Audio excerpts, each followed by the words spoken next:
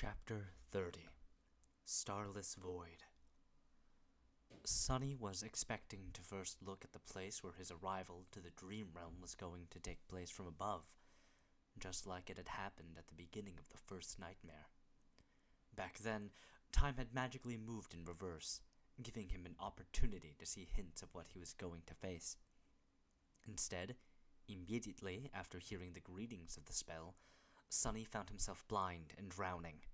He instinctively tried to open his mouth to scream, but salty water rushed inside, making him choke and twitch. More than that, he couldn't see anything. No, it's not that he couldn't see. It's just there was no source of light around. Usually, darkness wasn't a problem for Sunny, but for some reason, his sight wasn't working anymore. Maybe the seawater he was submerged in was blocking it. If it wasn't for the special space perception that the affinity to shadows gave him, he would have been completely disoriented. With its help, though, he barely managed to understand which side was down and which side was up. Luckily, Teacher Julius's lessons had included swimming. Swearing to thank both the old man and Master Jet once he came back, Sunny forced himself to stay calm and began to swim upward. In a few long and tense seconds, his head broke through the surface of the water. Sunny was finally able to draw in a deep, hoarse breath. Breathe, you're still alive. After sucking in enough air to soothe his burning lungs and compose himself to a certain degree, Sunny carefully spun in the water, trying to take in his surroundings. What met him was an endless, jet-black expanse of undulating waves. Above them was an empty black sky. There was no moon, no stars, just a dark vastness of repressive nothingness.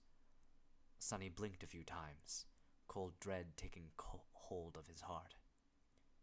This is a sea? An ocean? Was I dropped in the middle of an ocean? No, it couldn't be. There had to be solid ground somewhere nearby. As he was gripped by a momentary panic, a remote sound suddenly drew his attention.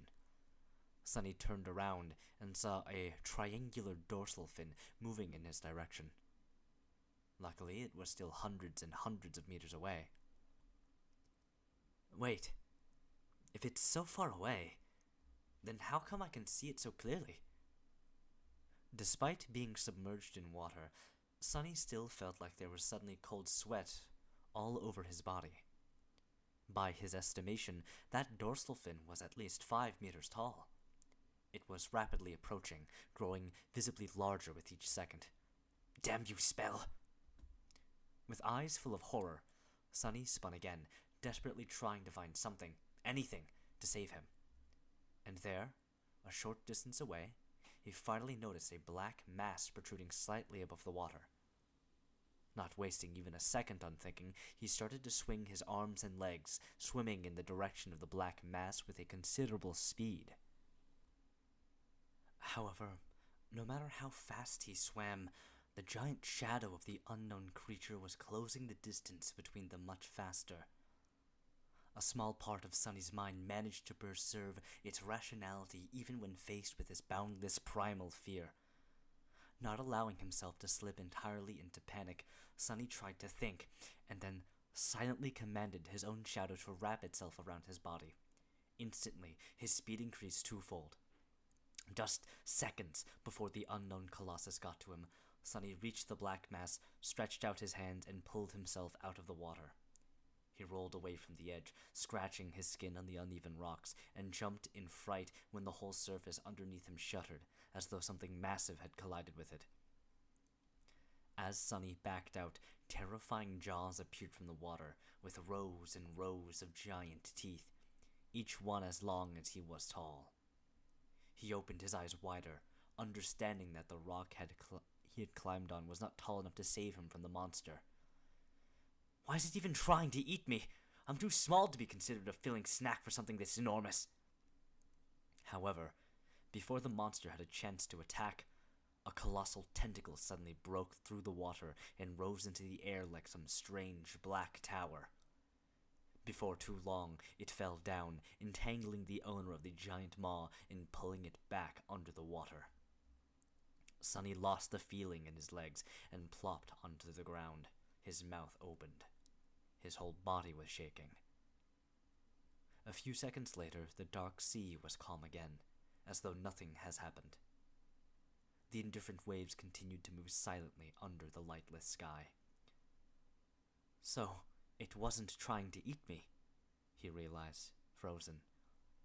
It was trying to run away.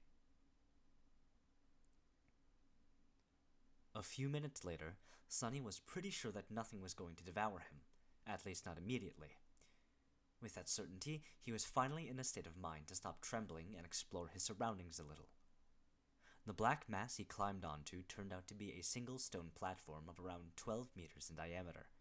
Its surface was mostly flat, curved with grooves and somewhat dry. Due to the regular shape of its edges, it seemed more like something man-made than a natural formation. But then again, here in the dream realm, it was hard to be sure that something man-made was actually made by humans, as opposed to it. Better not think about it. The platform wasn't connected to anything, existing as a tiny island in the sea of darkness. There wasn't anything else above the water for as far as Sonny was able to see. After discovering that fact, he also realized something else. It was that he was wet, cold, and completely naked. In his defense, the clothing situation was the last thing one would think about when trying to save themselves from abyssal monsters. Also, it's not like someone was here to witness his stark paleness in private bits. Still, it was sort of cold. Sonny summoned the puppeteer's shroud and watched as dark gray garments covered his body. It even came with a pair of high, soft-soled leather boots. Clad in gray fabric and lusterless leather, he suddenly felt much safer. Not to mention warm. After that, Sonny sat down in the middle of the platform, as far away from water as he could, and tried to remember the unique characteristic of every explored region of the dream realm he could think of. Unfortunately, none of them matched this starless dark void. Of course not, he thought with a bit of resentment. Even if some unlucky humans had ever come here, I doubt that they were able to return to the real world alive. Not with those things hiding underwater. Not yet desperate enough to leave the platform and try to swim away in search of land, Sonny decided to wait and see. Maybe something was going to change as time went by. With a soft sigh, he habitually looked for his shadow. However, due to the total darkness that surrounded him, it couldn't really be seen. He just barely felt its presence. This must be a paradise for you, right? All this gloom and not a star in sight. The shadow, of course, did not answer. Anyway, good job earlier. With a nod, Sonny lay down, using his hands as a pillow. Not thinking about much, he stared into the black sky and waited. The sound of the undulating waves was actually quite relaxing. After a while, he closed his eyes and listened. Minutes merged together, growing into hours. Suddenly, Sonny caught a slight change in the sound of the sea. It was as though something was shifting. He opened his eyes and noticed that one corner of the sky was slowly turning gray. Soon, a glimpse of a pale sun could be seen rising above the horizon. A new day had come to the starless void, and with it, the dark sea suddenly surged. Chapter 31. Low Tide. The black, opaque water suddenly surged and seethed, as though a living creature desperately trying to avoid the pale light of the coming dawn. Sonny slowly rose and, after some thought, carefully approached the edge of the stone platform. Looking down, he blinked and then kneeled to make sure that what he saw wasn't an illusion. The sea seemed to be receding. Slowly at first, and then faster and faster, the water level was dropping. The circular stone formation he had been taking shelter on used to barely protrude out of the waves, but now there were meters and meters of wet rock between him and the restless surface of the sea. As the sun climbed up, the monstrous ebb tide continued. Soon, Sunny found himself standing on the edge of a tall cliff, with 100-meter drop separating him from the churning waters. Beneath him, the rock formation broadened and changed shape. However, from his vantage point, it was hard to determine what that shape was exactly. At that time, the dark surface of the water began to be punctured here and there by sharp crimson blades. As it dropped even further, it was as though a crimson forest was slowly rising from the black depths. The trees were made of something resembling coral, growing chaotically into each other and stretching toward the sky. They were colossal in size, with irregular protrusions entwining and merging together, looking monumental and eerie in the black and red reality of the sunlit void. The labyrinth formed by this strange reef stretched as far as Sunny could see, broken here and there by protruding cliffs, sudden chasms, and distant natural features. Half an hour later, utterly shocked, Sunny stared down and realized that the sea was completely gone.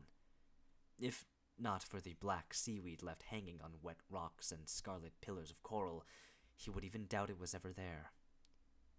His small circular island had turned into the peak of a strange, towering, irregularly shaped cliff.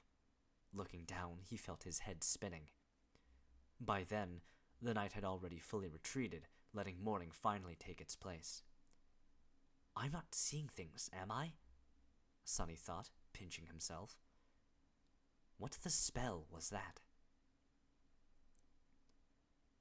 Despite the sudden disappearance of the dark sea and its hidden monsters, Sunny was in no rush to climb down from his circular stone platform.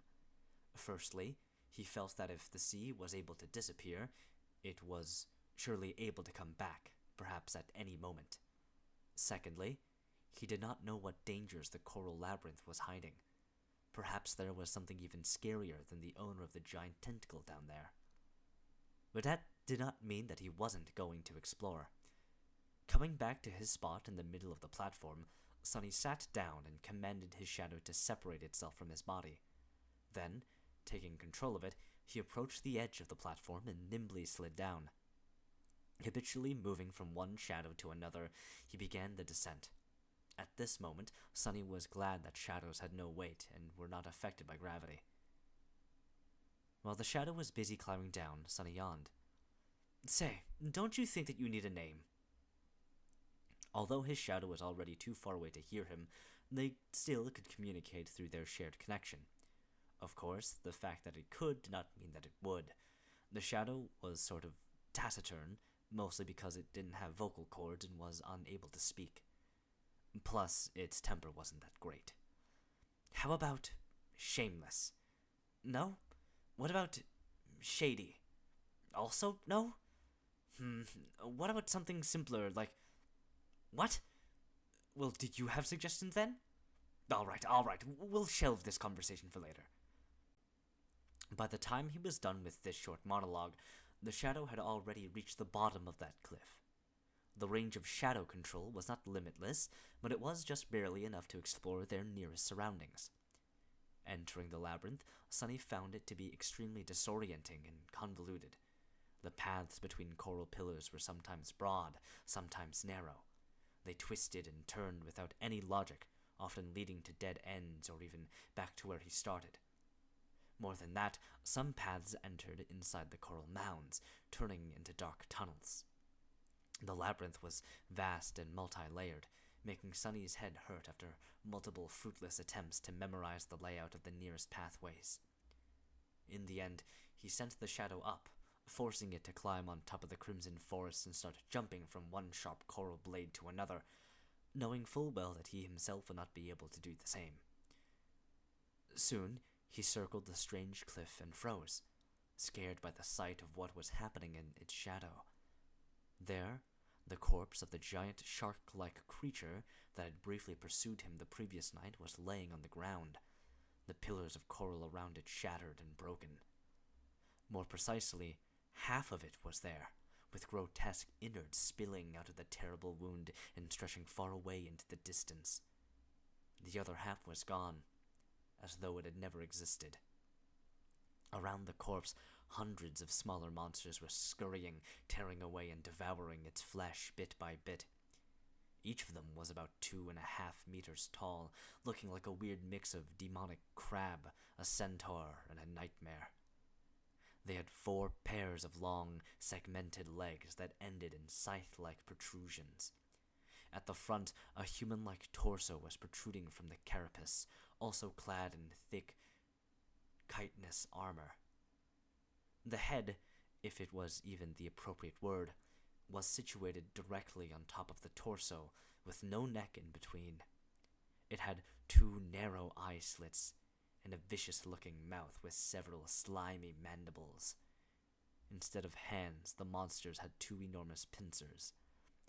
Currently, they were using all these pincers to tear off chunks of meat off the desiccated corpse and stuff them into their mouths. From time to time, a fight for an especially juicy piece of meat would break out, ending up in a few monsters being torn apart and quickly devoured by the victors. Sonny swallowed. Both because the sight of the heavily armored, powerful monsters made him nervous, and because looking at them feasting, he suddenly felt very hungry. Each of them looks like a lot of trouble, and there are hundreds of them. His luck, like always, was awful. At least I don't have to wonder why the labyrinth feels so empty. All the inhabitants are having a party. Feeling a little bit comprehensive about turning his shadows back to the monsters, Sonny commanded it to look back and study the cliff he was taking shelter atop of. Something about it was making him feel uneasy. The shadow turned around and looked up, taking in the sight of the strangely shaped cliff. It took Sonny a few minutes to shift his perspective and recognize it for what it was. That's a finger. That's a hand. That is a sword? He blinked. It's a statue. Indeed, the cliff was man-made. It was an ancient, colossal statue, at least 200 meters tall. The scale of it was so massive that it boggled the mind.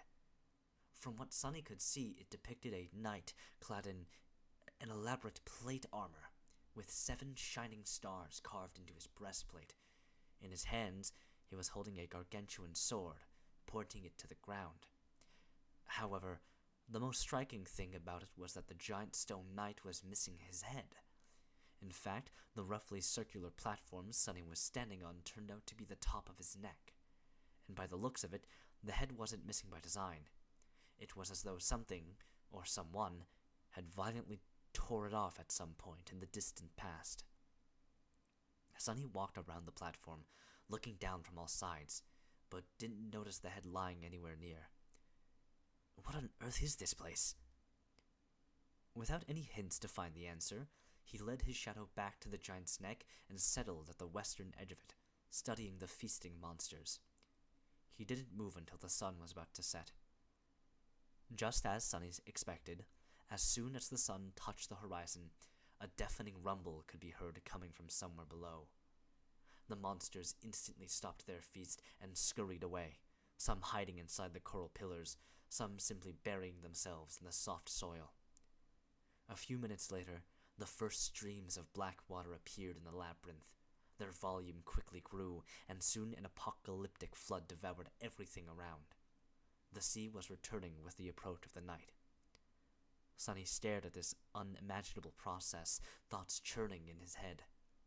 In an hour, the circular platform was the only thing above the dark waters once again. Chapter 32. Making a Choice.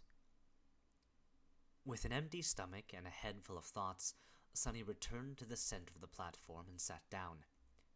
After a while, he beckoned to his shadow and said, "Wake me up if anything happens." Then, he closed his eyes and tried to fall asleep. His consciousness quickly slid into the sweet embrace of darkness, giving Sonny some well-needed rest. In the middle of the night, however, a sudden impulse stirred him awake. Sonny jumped to his feet, his groggy mind full of tense apprehension. He was afraid that the owner of the giant tentacle had come back to finish the job. Or maybe some other horror from the depths had sensed him and decided to snack on human meat. However, the sea was quiet and calm. He didn't hear any abnormalities around the night statue. "What is it?" Sunny whispered, addressing the shadow. The shadow silently pointed him in a particular direction. Turning his head, Sunny squinted. He quickly understood why it was a good idea to wake up, otherwise he wouldn't have been able to see. Out there in the distance, a few kilometers away, a small orange light was shimmering in the darkness.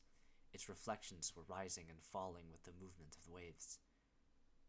It was too far away to make out any details, so Sunny just stared at it for a while. Pretty soon, the light disappeared. Other sleepers? Natural phenomenon? Or some monster laying a trap? Memories of nightmarish deep-water creatures immediately came to his mind. Shaking his head, Sunny lay back down and attempted to return to his slumber. However, this time sleep was escaping him. Pangs of hunger were still not unbearable, but slowly becoming more and more intense.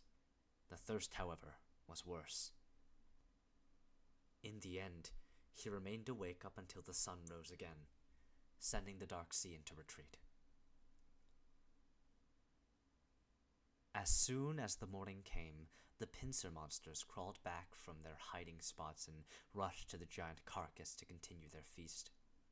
Sunny watched them for some time and then walked to the opposite side of the platform to take a look in the direction where he had seen the mysterious light the previous night. At a considerable distance from the headless statue, 5 or 6 kilometers away, the ground rose naturally and formed something akin to a hill. On top of that hill, an especially massive coral pillar rose to the sky. From the looks of it, its upper branches were just high enough to stay above water in the night. Various ideas stormed into Sunny's head, but at the end of it, only 2 questions were really important. First of all, would he be able to find the way through the labyrinth and cover that distance during the day? And more importantly, should he even attempt to do it? After all, there was no indication that the source of the mysterious light was something beneficial as opposed to dreadful and deadly. Not having enough information to make a choice, Sunny settled back to study the monsters. He did, however, send the shadow to investigate as far into the labyrinth as the range of shadow control allowed, hoping to chart at least the beginning of the path that could potentially lead him to that hill. Logically speaking, he was as safe atop the headless statue as he probably could be in this strange place. The only problem was, he was going to die soon because of thirst or hunger. Both problems were solvable if he were to venture down. He could desalinate the seawater in a number of ways taught to him by Teacher Julius, with materials that were present pretty much everywhere in the dream realm. He could also prepare traps and hunt a pincer monster to eat. With their massive size, just one of them would be enough to feed him for weeks. He could easily see such a routine, hunting by day, returning to the statue at the approach of the night. It was probably his safest choice. However, this way of doing things lacked one vital element: the potential for improvement. It was well suited for keeping Sunny alive, but had no way of giving him hope. If he was destined to spend the rest of his life in the small area surrounding the headless statue, devouring monsters and trembling at night in fear of being devoured by something bigger in turn, well, he would rather just jump down and end it all right now. That pretty much meant that the only choice left for him was to try and reach the source of the orange light, and if Sunny was really trying to attempt it, he had to do it before the pincer monsters were done consuming the giant carcass. That way, at least, the surrounding segment of the labyrinth was going to be free of them. Firm in his choice, Sunny decided to leave the headless statue the next morning. He would spend the rest of the day exploring paths through the labyrinth and preparing himself mentally. With that, he closed his eyes and concentrated his perception on the moving shadow. In the night, a sudden storm descended upon the dark sea. Sunny was stirred awake by the shadow in time to prepare himself for the crushing winds and the pelting rain. Usually, rain always puts him in a bad mood, but this time he was too thirsty to think about anything except for fresh water. Staying low so as to not be blown over the edge of the platform, Sunny cupped his hands and waited until they became filled with rainwater. Then he raised them to his mouth and greedily drank. Strikes of lightning illuminated everything above the churning sea. If anyone were to see Sunny now, they would have noticed a wide grin on his face. The storm continued to rampage for several hours. Sunny crouched in the middle of the platform, enduring its rage. More than once, a tall wave would crash into the headless knight's neck, threatening to wash him away. But Sunny held tight to the deep grooves in the stone surface of the platform, sticking to it like glue. By morning, when the storm finally dissipated, all of his muscles were sore. But there was no time to waste. As soon as the monsters came back to the carcass, with a few stragglers quickly following behind, he slid over the edge of the platform and began to nimbly climb down. Sunny had to thank wilderness survival classes once again, since he had been taught the basics of rock climbing as well. Teacher Julius was adamant about giving his students a crash course in all possible forms of traversal. Additionally, Sunny had already scouted the optimal way down and memorized the best holds and indentations to grab onto with the help of his shadow. Soon, his feet finally touched the ground. Despite the fact that leaving the safety of the headless statue was going to put him in considerable danger, Sunny instantly felt his mood improving. Remaining passive for the last couple of days did not suit his character well. Now, even if his plans were to end in failure, at least he was going to go down doing something that he had decided to do. Trying and failing was better than not trying at all. The black mud was deep enough to slow him down, but not to the extent he had been afraid of. With some practice, Sunny was soon able to walk at an acceptable speed. What's more, as long as he stuck to the shadows, his steps were light and silent, producing no squelching noises from the mud. He headed for one of the paths that was supposed to lead him to the distant hill and entered the cool shade of the crimson labyrinth. Immediately, a strange feeling enveloped his mind. It was as though the world beyond the labyrinth did not exist anymore, and all that was left were its twisting dark paths. This thing almost seems endless. Shaking his head, Sunny sent the shadow to scout ahead, hoping to be notified of any latent danger in advance, and began moving forward. His life now depended on whether or not he would reach the distant hill before the sun began to set. He didn't even want to think about what would happen if he were still inside the labyrinth once the dark sea came back in an unstoppable flood. The shadow moved ahead of him, not meeting any hurdles. Sometimes it would climb high to scout the direction of different paths, allowing Sunny to choose the optimal route most of the time. However, he still had to backtrack a considerable distance once or twice, ending up either in a dead end or on a path leading in the wrong direction. Despite that, everything seemed to be going smoothly. Sunny even had time to carefully study the interior of the labyrinth, noticing more details of its composition, as well as a frightening amount of unrecognizable bones hiding in the mud beneath his feet. Because of how well things were going, he lowered his guard a little. His arrogance was also to blame. With his extensive preparations and skillful control of the Shadow Scout, Sunny subconsciously patted himself on the shoulder and assumed that everything was going to be fine. That's why, when the mud directly in front of him started to move, he was a fraction of a second late to react. In the next moment, a massive pincer shot out of the ground and tore through the air, threatening to cut his body in half with one crushing strike. Chapter 33. Carapace Scavenger. Crap! This was the only thought in Sunny's head as he awkwardly fell backward, allowing the pincer to close right in front of his face with a loud crack. The jagged, chitinous blade were so close that he could clearly see bits of mud sticking to their surface. Sunny landed on his back, narrowly avoiding the unexpected strike. The good thing was that he managed to avoid being injured or even killed. The bad thing was that he was sprawled on the ground, unable to quickly create distance between him and the attacker.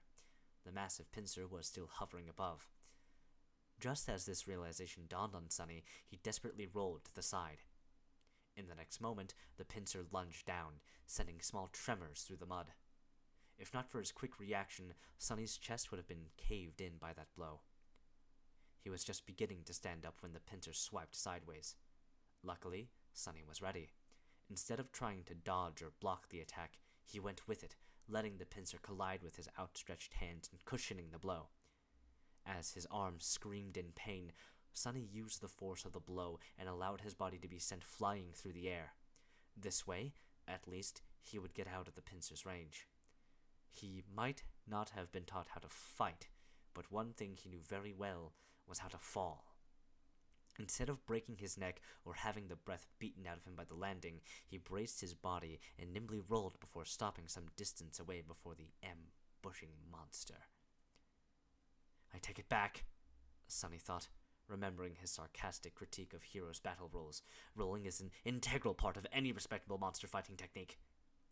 Then he looked up, trying to ascertain the situation. In front of him, the attacker had finally shown itself. It burrowed from under the mud, creating a vast shadow over kneeling Sonny. Its tiny eyes were full of rage, hunger, and malice. It was one of the pincer monsters he had spent so much time observing. Towering over him at almost 3 meters in height, the bulky creature moved its mandibles and produced a jarring, piercing screech. Why aren't you devouring the giant carcass with the rest of your buddies, you crap bastard? However, the answer to Sonny's indignant plea was rather obvious. The monster seemed to be in a rather bad shape. Half of its 8 scythe-like legs were broken, and there were cracks in its thick carapace, each oozing with viscous azure blood. Additionally, he was missing one of its 2 pincer arms, which seemed to have been torn off entirely at the shoulder. If not for this pathetic state, the creature would have no need to hide in the mud, hoping to catch easy prey. It could have just followed the other monsters and joined on the feast. Sonny was just unlucky to stumble directly upon its ambush. He had relied too much on the scouting abilities of his shadow, forgetting that it wasn't much more observant than an awakened human. It was also weightless and inaudible, and that's why the monster did not react when the shadow had passed over its trap a minute earlier. On the other hand, Sonny could also consider himself lucky. By the same logic, he would not have been able to dodge the creature's sudden attack if not for its crippled, slow state. But pondering on his luck could wait for later. Right now, Sonny had a far more pressing thing to do, namely, try to survive. Get back here, he ordered the shadow and jumped to the side. In the next second, the space he occupied a moment before was torn apart by the attacking monster. Its heavy pincer crashed into the side of the coral pillar, sending crimson shards flying in every direction. Sonny caught his balance and continued moving. He was hoping that the bulky, heavily armored, wounded creature would not be able to match his speed, but unfortunately, it turned out to be surprisingly agile.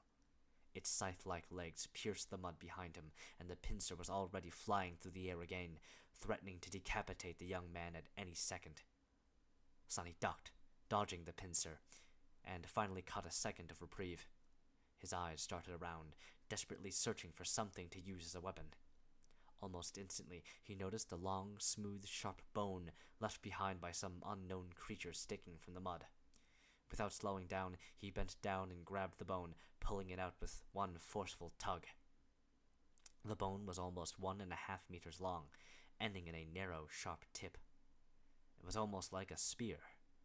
The problem was, even with the added length of this makeshift spear, Sonny's range of attack was still shorter than the monster's. He also doubted that it was capable of piercing the hard carapace.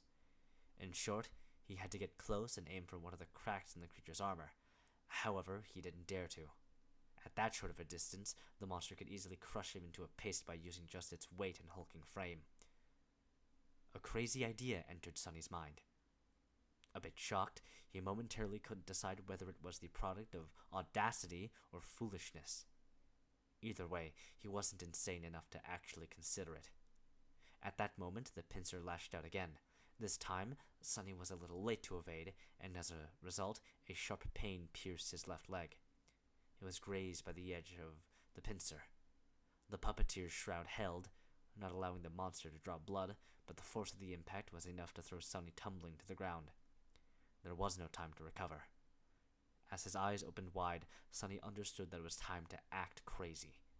So, instead of trying to dodge, he stopped moving and allowed the monster to grab him across his torso with the pincer. Immediately, a terrible pressure descended on his ribs. Sonny felt as though he was going to be split apart, but his armor, received from defeating an awakened tyrant, resisted the crushing bite of the monster's pincer. Every muscle in his body tensed, delaying the moment when his insides would be turned to mush. In the next second, Sunny's shadow fell from above, wrapping itself around the puppeteer's shroud. With the protective properties of the armor enhanced, he was able to better resist the pincer's pulverizing embrace. Sunny and the monster appeared to be at an impasse. The young man couldn't free himself from the monster's grip, while the monster could not kill the prey by cutting it in halves with its pincer. They stared at each other. Then, an insane fire ignited in the creature's eyes. It clicked its mandibles and raised Sunny into the air, bringing him closer to its mouth, obviously intent on biting his head off. "Why is everyone trying to eat me? Am I that tasty?" Sunny didn't struggle as the monster brought him close to its mandibles. He knew he only had one chance to live. In that moment, Sunny allowed the hand to flow from Puppeteer's shroud onto the sharp bone he was still clenching in his hand. Then he gathered all his strength, leaned forward, and thrust the bone forward with as much power as he could. Guided by his hand, the dark bone spear shot forward and pierced through the creature's tiny eye, sinking in deep. The other eye of the monster narrowed. Gritting his teeth from the unbearable pain in his ribs, Sunny twisted the bone, trying to do as much damage to the creature's brain as possible. For a couple of seconds, nothing happened. Then he felt the pressure on his body diminishing. The pincer opened, letting Sunny fall down. As he hit the mud, the hulking creature crashed to the ground too. The bone spear was still sticking from its head, bathed in the streams of azure liquid. Sunny moaned and drew in a raspy, painful breath. "You have slain an awakened beast, Carapace Scavenger. You have received a memory, Azure Blade. Your shadow grows stronger." Chapter 34. Only Steel Remembers. Sunny was sprawled in the mud, trying to catch his breath. The subtle voice of the spell echoed in his ears. "Your shadow grows stronger." Immediately he felt a slight change. His body grew a little bit stronger, his vision a little bit sharper, his skin a little smoother. The change was minimal but apparent. What was that? He had a guess, and it was easy to confirm. Sunny summoned the runes. Shadow fragments. 14 out of 1,000. Previously, he only had 12 of the mysterious shadow fragments, with no knowledge on how to acquire more. Now it seemed that the process was automatic. He only had to kill an enemy to absorb a part of their shadow and enhance his own core. More than that, the number of fragments he was able to receive wasn't directly correlated to the number of slain enemies. After a bit of thinking, Sunny came to a preliminary conclusion. Dormant soul cores gave him 1 fragment, while awakened ones gave 2. However, only enemies he defeated directly, more or less, counted. Killing the Mountain King's larva, a dormant beast, had given him 1 shadow fragment. Finishing off the veteran slaver, a dormant human, another. Mountain King itself was an awakened tyrant, which meant that it had 5 awakened cores. With each giving Sunny 2 shadow fragments, he ended up with a total of 12. And now, after killing the Carapace Scavenger, he had 15. Interestingly, he didn't receive any fragments from the deaths of Shifty, Scholar, and Hero, even though they perished as a result of his machinations. It seemed he had to finish an enemy off with his own 2 hands to absorb a part of their shadow. Well, or at least by summoning an ancient dead god. The process was quite similar to how normal awakened increase their power, with the only difference being that the steps of extracting and consuming the corresponding material, soul shards, were skipped in favor of instant absorption. That meant that shadow fragments could not be stored, and subsequently could not be bought or traded. He won't have an opportunity to receive them as a reward for completing missions, providing services, or selling various spoils. If Sunny wanted to grow stronger, his only option was to train and kill. No peaceful life for me, I guess. Previously, Sunny thought that he had at least had the choice to choose a relatively safe path. Many awakened never left the confines of human citadels and never faced nightmare creatures, choosing instead to perform various jobs in the dream realm just as they would in the real world. They received payment in the form of soul shards, which were simultaneously the fuels of one's progression and the universal currency inside the citadels. Sunny was never set on pursuing such a life, but not even having a choice was sort of irritating. Luckily, there was a bright side too. Without the need to use soul shards to strengthen his core, he would be able to spend everything he earns freely and without concern. After all, after he kills an enemy and absorbs the shadow fragments, the soul shard would still be there, ready to be collected and exchanged for something Sunny might need in the future. That would effectively make him twice as efficient in terms of earning and spending, which was not a small advantage. Additionally, there was the matter of the shadow core. Since both Sunny and his shadow were tied to it, strengthening the core would not only increase Sunny's power, but also enhance the shadow. So, if he were to use it to further empower himself, the actual effect would be stacked, producing a twofold enhancement. So, for each shadow fragment he collected, Sunny would actually be able to rip twice as much benefit as an awakened would from a soul shard. Not bad, not bad at all. Ah, the future was bright. Provided he survives and gets the opportunity to even have a future, of course. Setting up, Sunny moved his eyes and found the cluster of runes describing his memories. Azure Blade. Had he finally gotten a weapon? Memory. Azure Blade. Memory rank. Awakened. Memory type. Weapon. Memory description. On this forgotten shore, only steel remembers. Huh. Interesting. Not very informative, but interesting. Sunny summoned his new weapon, and a sharp, light sword immediately appeared in his hand. It was about 1 meter long, including the handle. The blade was straight and single-edged, ending in an angular tip. It was forged out of azure steel, with a beautiful layered pattern. Deep inside the steel, white sparks could be seen. The cross-guard was minimalistic and simple, offering almost no protection to the wielder's hands. If Sunny knew his way around cold weapons, he would have called it a Tang Dao. However, he had no idea about such things. All he could gather was that the blade was single-edged, which meant that it was probably meant for slashing as opposed to piercing, and that the handle was long enough to accommodate 2 hands.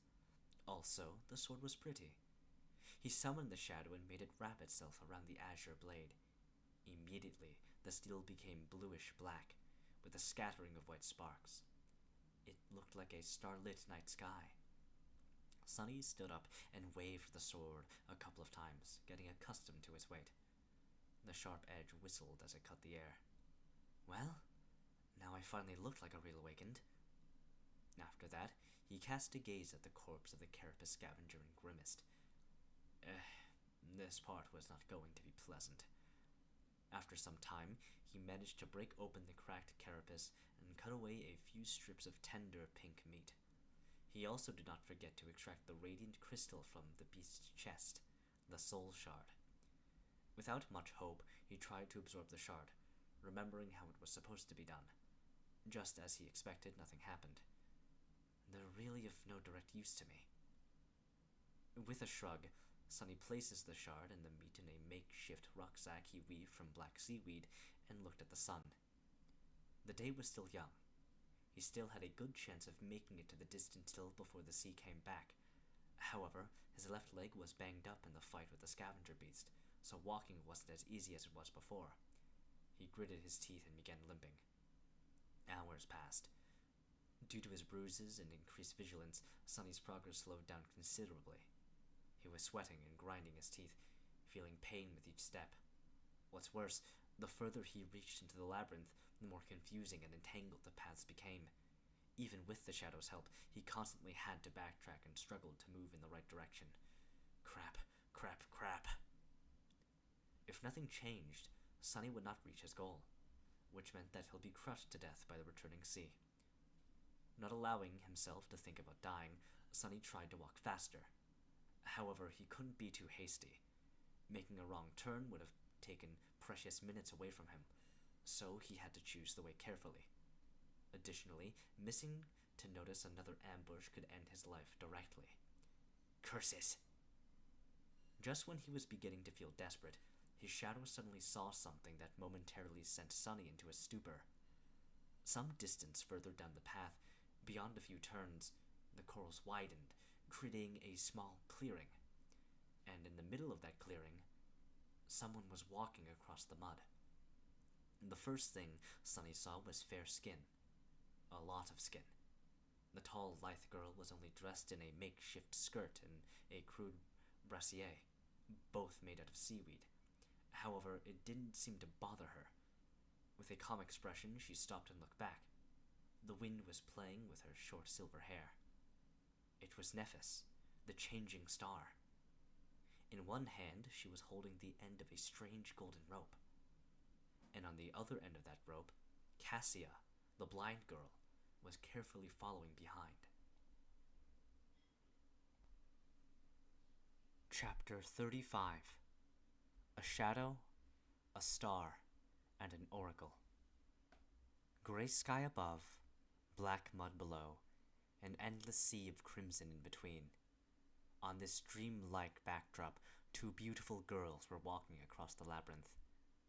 One was delicate and fragile, with blonde hair and cerulean, aimless eyes. She was dressed in a simple tunic, with leather sandals on her feet and a cloak the color of sea waves draped around her shoulders. The other was tall and lithe. She had silky silver hair and clear gray eyes. Her revealing clothes were crudely made out of black seaweed, leaving her fair skin and athletic build exposed. She was poised, alert, and barefoot. A golden rope connected two girls together. Wow, what a sight, Sunny thought. He suddenly regretted that he was not an artist. The picture just begged to be made into a painting. Wait, why am I thinking about that? People! I found people! His heart skipped a beat. If Nephis and Cassia were here, then the orange light from before most likely had something to do with them, which meant that they knew how to get to the tall hill, which meant that Sunny didn't have to be crushed to death by the high tide. So what do I do now? He wasn't the best at integrating himself to other people. In fact, he was the polar opposite. People usually instinctively avoided him, and that was in normal circumstances. This time, however, he had spent a whole of 4 weeks making sure that everyone in the academy hated his guts. Good job, Sunny. Still, he was at least useful. In this situation, an additional body was already a great boon when facing hungry monsters.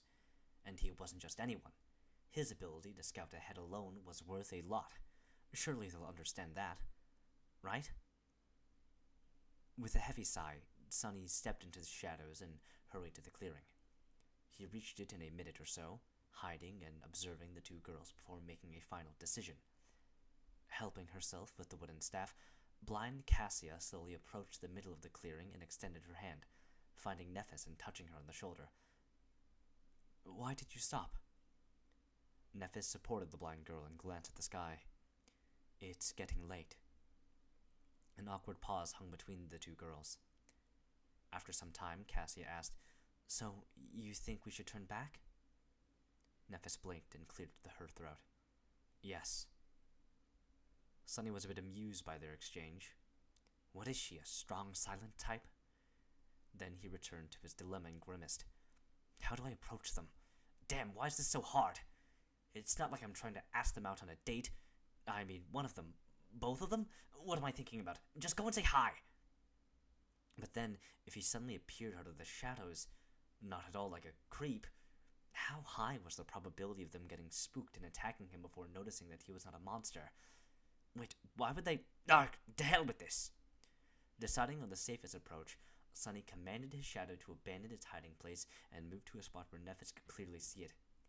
He could clearly sense the shadow rolling its eye as it obeyed the order. As soon as the shadow started to move, Nephis suddenly snapped her hand sideways. Immediately, a longsword appeared in it, cutting the air as it assumed a defensive position. Before the shadow could even take 2 steps out of its hiding spot, it was already pierced by Changing Star's gray eyes. The shadow froze. It seemed a bit startled. Cassia took a step back. Neff, what is it? Nephis didn't answer immediately, carefully observing the shadow. Then she simply said, There's a shadow. Cassia's doll-like face paled. A shadow? Scavengers? The tall girl tilted her head a little. No, it's a human shadow. This was clearly not what Cassia expected to hear. With an expression of surprise, she asked, A human shadow? What is it doing? Nephis hesitated. After a while, she answered in a flat tone. It's waving at us. After a whole minute of silence, Cassia finally found the words to react. What? I said it's waving. Yes, I know. I mean, why is it doing that? Nephis opened her mouth, then closed it again. I don't know. Maybe it's a distraction to lure us into a trap. At this point, Sunny decided that it was time to talk.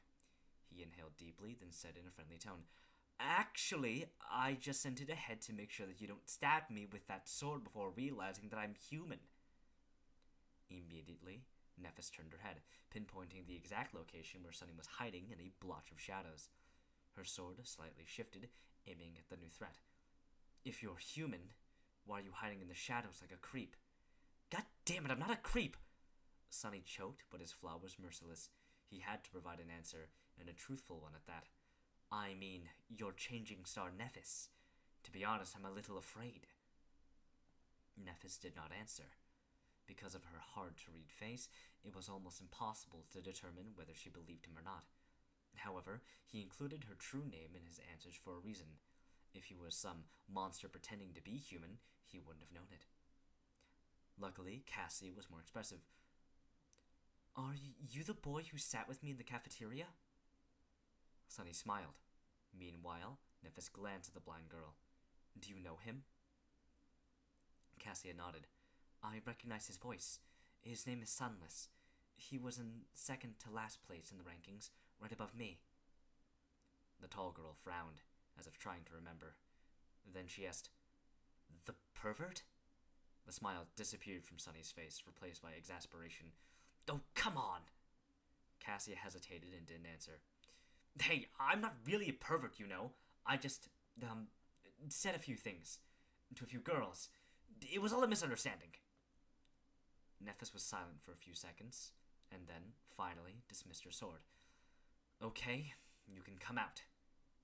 Sunny limped out of the shadows, summoning his own back. It flowed to his feet and reattached itself, visibly shaking. The bastard was laughing at him. Stopping a few meters away from Nephis, he raised his hands, showing that he didn't mean the girls any harm. Changing Star gave him an inquisitive look. What happened to you? She was referring to his limp, bruises, and overall banged-up look. Sunny sighed. Carapace scavenger. Nephis raised an eyebrow. You managed to get away alive? You bet I did. Sunny subconsciously straightened his back. I didn't get away. I killed it. To prove his point, he gestured at his rucksack, full of delicious monster meat. Nephis looked him over again, re-evaluating her opinion of him. Now there were hints of approval in her eyes. Carapace scavengers were only beasts, but they were still awakened. With the addition of their mighty physique and natural armor, defeating one was not an easy feat for any sleeper, who all had a dormant core, let alone someone from the very bottom of the ranking list. Come to think of it, it was even a bit too outstanding. Sunny lowered his eyes. It was already wounded. Nephis shrugged. A kill is a kill. You did well. After that, she fell silent, as though not planning to say anything else. Sunny also wasn't sure what to say. Luckily, Cassia came to the rescue. Are you seriously injured? He shook his head. No, it's just that my legs and ribs are bruised. I'll be fine in a day or two. My armor is pretty resilient. He wasn't worried that they might be tempted to kill him to get the puppeteer shroud.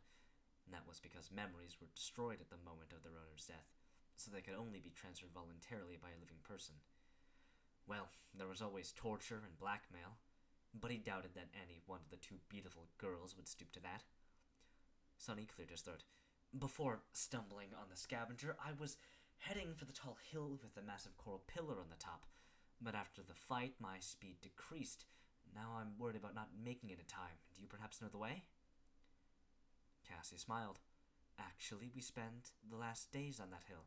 We were just about to go back. Nephis didn't say anything, looking at the sky. Sonny licked his lips. Well, can I come with you? They're not going to say no, right? The blind girl turned her head to her companion, a clear question written on her face. Neph? Nephis slowed her eyes, staring at Sonny. After a while, she said, No. What?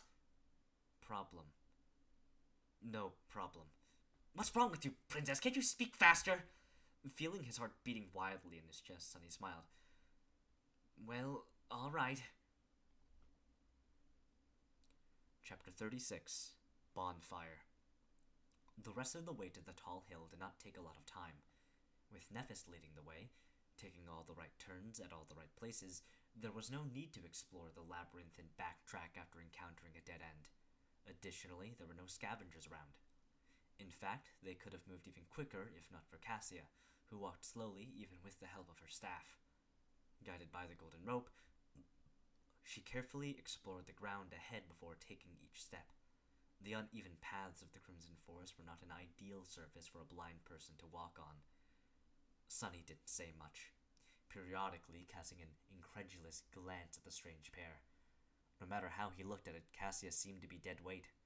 Perhaps it was cruel to say, but in the merciless reality of the dream realm, misguided kindness was a sure way to end up dead. Before meeting and observing the girls, he still had hope that Cassia's terrible flaw hid an unexpected and powerful aspect. But from what he saw, it wasn't the case. If she couldn't even walk properly, what kind of power was there to hide? Nothing could outweigh the ruthless fact that the blind girl couldn't protect herself, and thus would only drag her companions down. One had to be a fool, or not fond of living, to allow that to happen. So, which one of these descriptions suited Nephis? Somehow, he felt that neither did. The sunset was not far off when they reached the hill.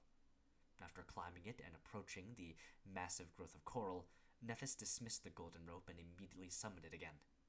This way, it was untied and appeared in her hands in a neat bundle. Ah, so it's a memory. Sonny wondered what qualities the magical rope had. Soon, his curiosity was satisfied. Right in front of his surprised eyes, the length of the rope suddenly began to increase. Soon it was thrice as long as it was before. Nephis calmly tied both ends of the rope into loops and then threw one of them into the air, accurately coiling it around a prominent protrusion near the top of the coral pillar. Then she tested if the rope would hold, swiftly climbed up, and waved from above, giving Sonny the signal to follow. After hesitating for a second, Sonny approached the rope and grabbed it. He couldn't help thinking that this would be the perfect opportunity to cut his head off, with him helpless while climbing and Nephis standing on top of the pillar. Yeah, the vivid picture appeared in his mind. Stop being paranoid, Sonny thought, trying to calm himself down. It's not that he was sure of Changing Star's impeccable moral qualities. Instead, he was certain of one thing.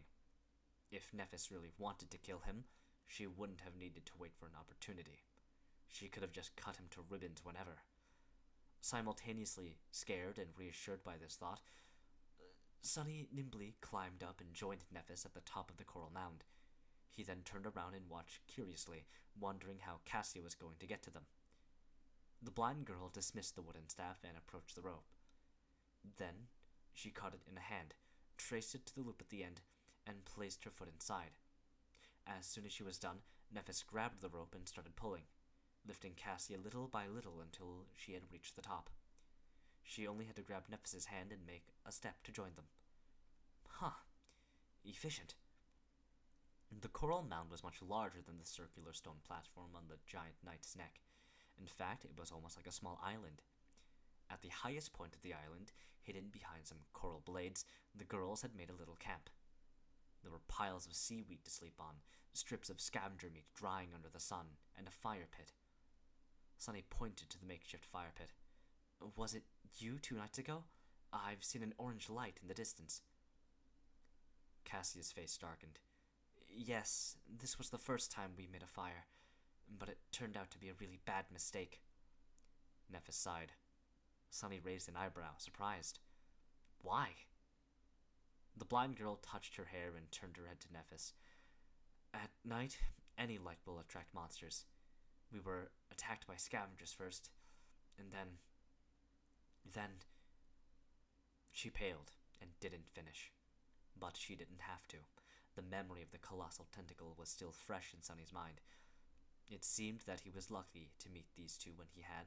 If not, he was certainly going to make a fire tonight to roast some scavenger meat. I see. Nephis looked at the sky and cleared her throat. It should be fine now. We still have time before the sun sets. After that, she got busy making the fire. Cassia simply sat on a pile of seaweed and waited. Not knowing what to do, Sunny lowered himself to the ground and let his tired, bruised body rest. After a while, he said, I have fresh meat in my rucksack. Do you have water? Cassia smiled. Yes. After that, she extended an arm to him. A second later, a beautiful bottle made of patterned blue glass appeared in her hand. That's a memory I have. It's always full. Sunny took the glass bottle and looked at it with envy. An endless supply of water, huh? Sure beats my super loud bell. Thank you. He brought the bottle to his lips and greedily drank the cool, delicious water. Indeed, no matter how much he drank, the amount of water inside did not seem to decrease. Is it really endless? Cassia touched her hair again. Not really. If you turn it upside down and let the water flow, it will stop in half an hour or so. But then it will be full again pretty soon. At that time, Nephis was already done making the fire. Without looking up, she took Sunny's rucksack and opened it. Immediately, the soul shard rolled out.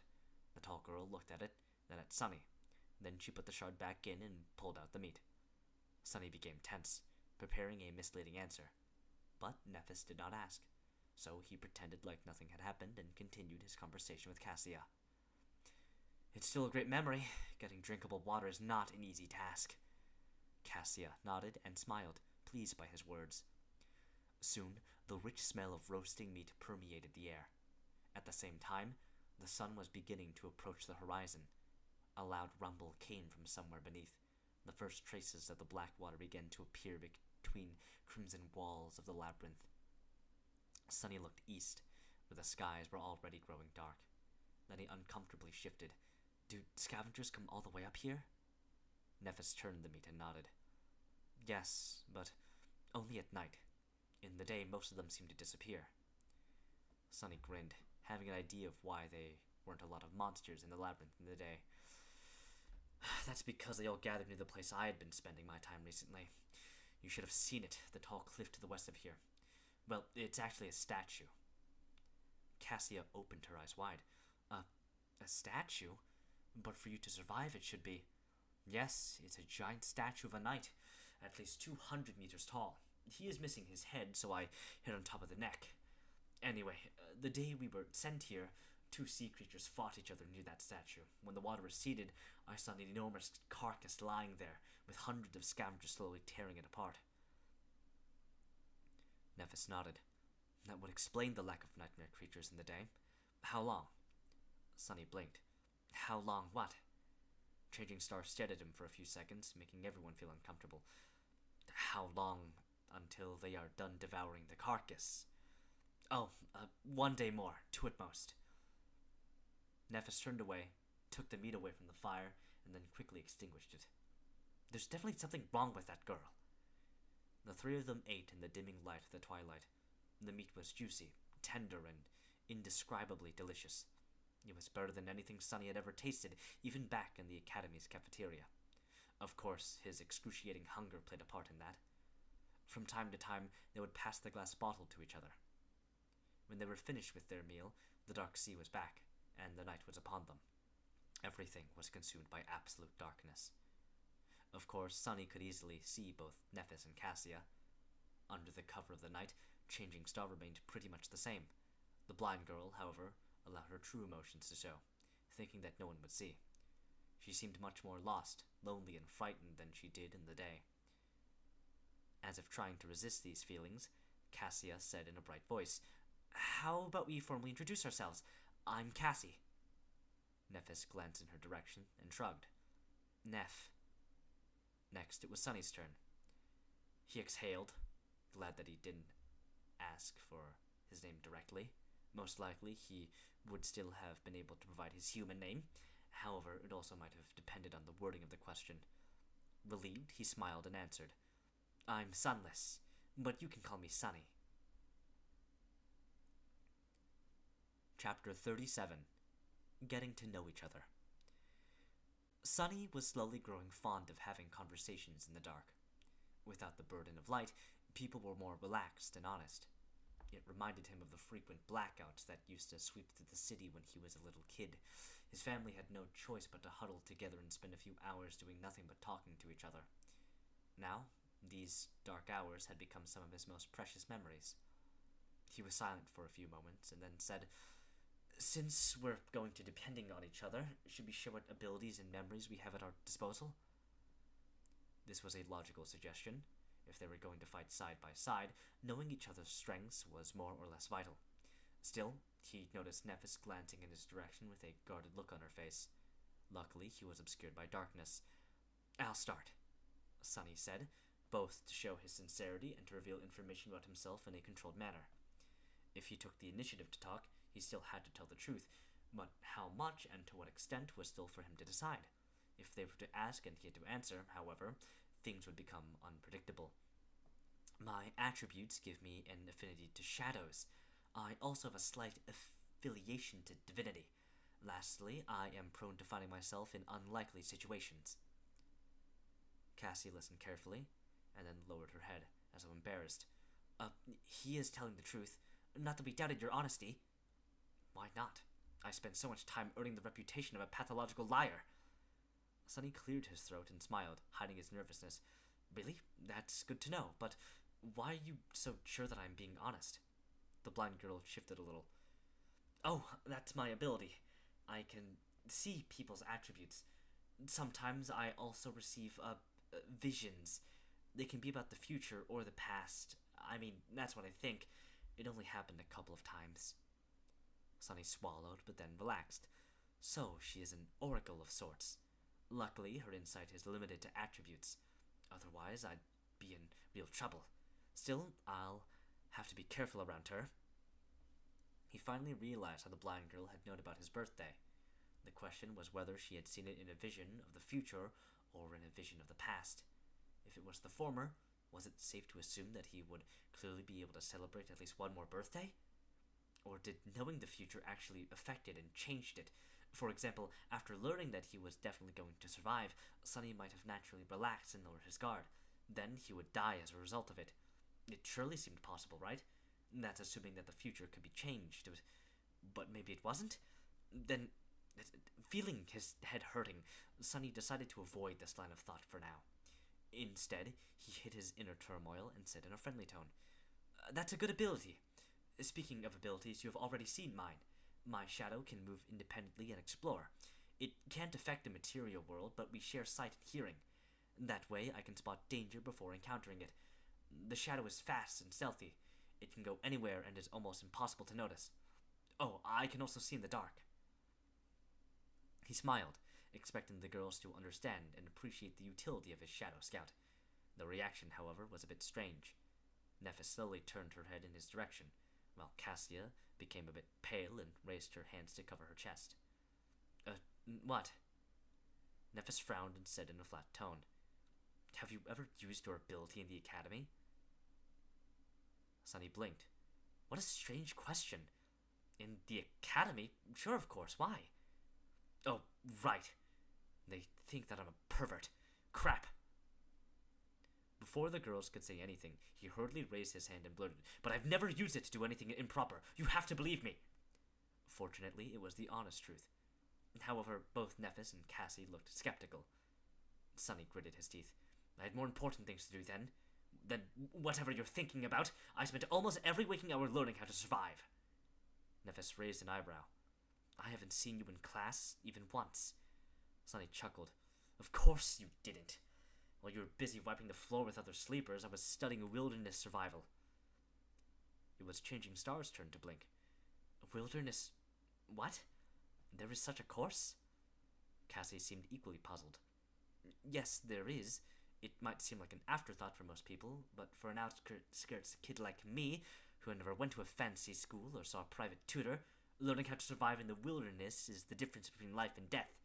Without it, I would have drowned the moment we were sent to the Dream Realm. On a rare occasion, the Nephis looked completely bewildered. She rubbed her wrists and stared thoughtfully in his direction. I see. I didn't know. Sunny grimaced and struggled to keep the venom from sipping into his voice. When he finally spoke, his tone was light and amiable. That's okay. It's natural for someone of your status not to know. When he mentioned her status, a strange smile appeared on the Changing Star's face, but in the end she didn't reply. Sunny continued. Anyway, that's my ability. As for memories, I have 3. One is an armor, one is a sword, and the last one is a really loud bell. Now it was their turn to share. After a short pause, Nephis spoke. My attributes give me an affinity to light and fire, as well as a strong affiliation to divinity. I have 2 memories. A rope? While she was speaking, Sunny was looking at Cassie, trying to read her expression. From what he saw, Nephis was telling the truth, but also not the whole truth. And judging by how hard the blind girl was trying to hide her true feelings, the secret hiding among Changing Star's attributes was not at all trivial. Interesting. And the sword. The rope is very sturdy and can change its length. The sword is very sharp and can protect its wielder against soul attacks. To a certain extent, my ability can be used to heal. Sunny did miss the wording of that last part. Can be used to heal. Does this mean that its main purpose was something else? He was pretty sure that Nephis would not reveal all of her cards, just like him. However, healing abilities were extremely rare. Having one that could heal, but was not limited to healing, that would be simply unheard of. But then again, she was Changing Star, one of the few people in history to receive a true name in the first nightmare. If Sunny were to consider his own aspect ability, nothing seemed impossible. I wonder what her aspect rank is. Outwardly, he pretended to be excited. You're a healer? That's great! Having a healer among us is incredible luck. Cassie nodded and smiled. Neph is also an amazing fighter. You should have seen her dealing with those scavengers. Well, I also did not actually see it, but it sounded very scary. Sunny didn't need anyone to tell him how formidable of a warrior Nephis was. He had seen it with his own 2 eyes. Sort of. Actually, they were his shadow's eyes. Well, whatever it had instead of eyes. And meanwhile, Cassie sighed. It's my turn? My attributes are nothing special. I guess I have an affinity to revelations and fate. My ability is like I told you before. It's not very useful. About my memories, I have 3. The bottle, the wooden staff, and this armor. You already know about the bottle. The staff can create wind. The armor is actually of the awakened rank. Neff gave it to me when we met. It has a very powerful protective charm. So, she's not only carrying Cassie on her back, she even gave away her only clothes. An awakened rank armor at that. What is Nephis thinking about? The blind girl turned away and added after a while. I used to be a pretty decent fencer before. Now I can't really fight. The last 2 sentences were obviously related to her flaw. Sunny and Nephis, however, both chose to keep their secrets, despite the fact that knowing your companion's flaw was also important for cooperation and having each other's backs. Sharing something like that demanded a very high level of trust. Right now, there was no trust between them, and even if there was, Sunny did not plan to ever share his flaw with anyone. Nephis, too, seemed to have a lot of secrets. After a while, he said, Good, that's good. I think we have enough tools to survive, provided we use them right. I guess it's time to sleep. In the darkness, Nephis tilted her head, listening to his words with a distant look. All right, I'll take watch first. Sunny decided to be helpful and said, Actually, my shadow doesn't sleep. It can wake us up if something happens. Changing Star slowly smiled. I'll take watch first. Feeling a bit of coldness in her voice, Sunny sighed and shrugged. Suit yourself. What are you going to watch, huh? You can't even see anything. Whatever. Just don't blame me when something giant swallows us in the middle of the night. Then he suddenly shuddered. Wait, that was not a death flag, right? Right, of course not. No way. Chapter 38. Questions in the dark. Sleep was avoiding Sonny. For a while, he sat silently in the darkness, listening to the calming rumbling of the waves. In this rare moment of respite, memories of the past few days came flooding into his mind. However, he was too tired to seriously think about anything. He was warm, full, and relatively safe. For now, that was more than enough. Soon, the rhythm of Cassia's breathing changed, indicating that she fell asleep. Nephis was guarding the camp, motionless and, as always, a bit distant. With her silver hair and fair skin, she looked like an alabaster statue. Sonny sighed. He struggled for a bit and then said quietly, "Hey, can I ask you a question?" Nephis glanced at him and shrugged. The lack of an audible response clearly indicated that she remembered about his ability to see in the dark. "Sure. Would it be too personal?" Sonny hesitated. "I thought you legacies come into the spell with a whole inherited arsenal of memories. I mean, that's supposed to be your main advantage. How come you only had 3? Nephis was silent for a few moments. "Actually, I only had 2. The rope came from Cassie." He raised an eyebrow. "Oh, I see." Realizing that her answer wasn't an answer, Nephis thought for a while and added, "We lost most of our memories when my father passed away. The ones that remained were sold one by one over the years to keep the family afloat. This sword and armor came from my first nightmare." So that's how it was. Sonny realized that the fall of the Immortal Flame Clan might have been more thorough than he had thought. Still, something about it didn't make sense. Surely, with your clan's reputation and standing, there were other ways to make money. Without any strong reaction, Nephis simply said, "There were other reasons." Then she unexpectedly turned her head in his direction. "Can I ask you a question in return?" Sonny swallowed. "Yeah, go ahead." Nephis tilted her head. "How did you know that I'm a legacy?" "What? That's it?" "Simple. I heard Castor mention it. He was scolding other sleepers to make them treat you with respect." She gave him a nod and turned away. What thoughts were hidden behind her calm gray eyes, Sonny did not know. Some hot time had passed before he gathered enough courage to ask the question that he really wanted to ask. Before doing it, though, he made sure that Cassie was sound asleep and lowered his voice. "Can I ask another question?" Without getting a negative response, he continued. "Why are you burdening yourself with her?" A corner of Changing Star's mouth curled up slightly. "Why? Wouldn't you?" Sonny gritted his teeth, feeling the flaw pushing the truthful answer out of his mouth. "No." To be honest, he wanted to believe to the last moment that the answer would be yes. But one of the things he had lost after the nightmare was the ability to lie to himself. Truth was merciless. It's not that Sonny did not pity the blind girl or didn't want to help her. It's just that he knew with certainty that it was simply not something he could do.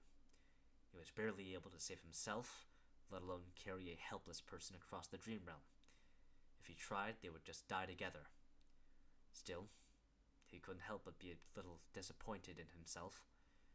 Nephis, however, did not seem to judge him. She showed him no reaction at all. After a few moments, she simply said, "Because I want to." Because she wants to? That was not the response Sonny expected to hear. He was pretty sure that she would either lecture him about virtue and compassion or disclose some obscure way to make Cassie's seemingly weak ability incredibly useful. However, she did neither. Nephis expected him to believe that she was pulling her life in danger, to the point of sacrificing an awakened armor-type memory, because that was something she simply wanted to do. Ridiculous. At first, he dismissed her response as a non-answer, but the more he thought about it, the more disturbed he felt, because maybe it was actually the truth. Due to the circumstances of his life, Sonny had never really done things because he wanted to. and most of the time he was doing them because he needed to. It was never a question of want. It was always a question of must. For him, this was a basic rule of life. But was it really? Or was it just a matter of perspective? Nephis had certain advantages in her upbringing, but they weren't as ample as he had imagined. She had no wealth and no arsenal of relics to empower her. However, she did have a mentality that was different from Sunny's. It wasn't impossible for her to have the audacity to disregard need in favor of something as frivolous as desire, and do things that a normal person like Sunny would never do. Like helping a blind girl simply because that was what Nephis wanted to do. Perhaps that mentality was the greatest advantage of all. Perhaps that was the real barrier that separated legacies from the rest of them.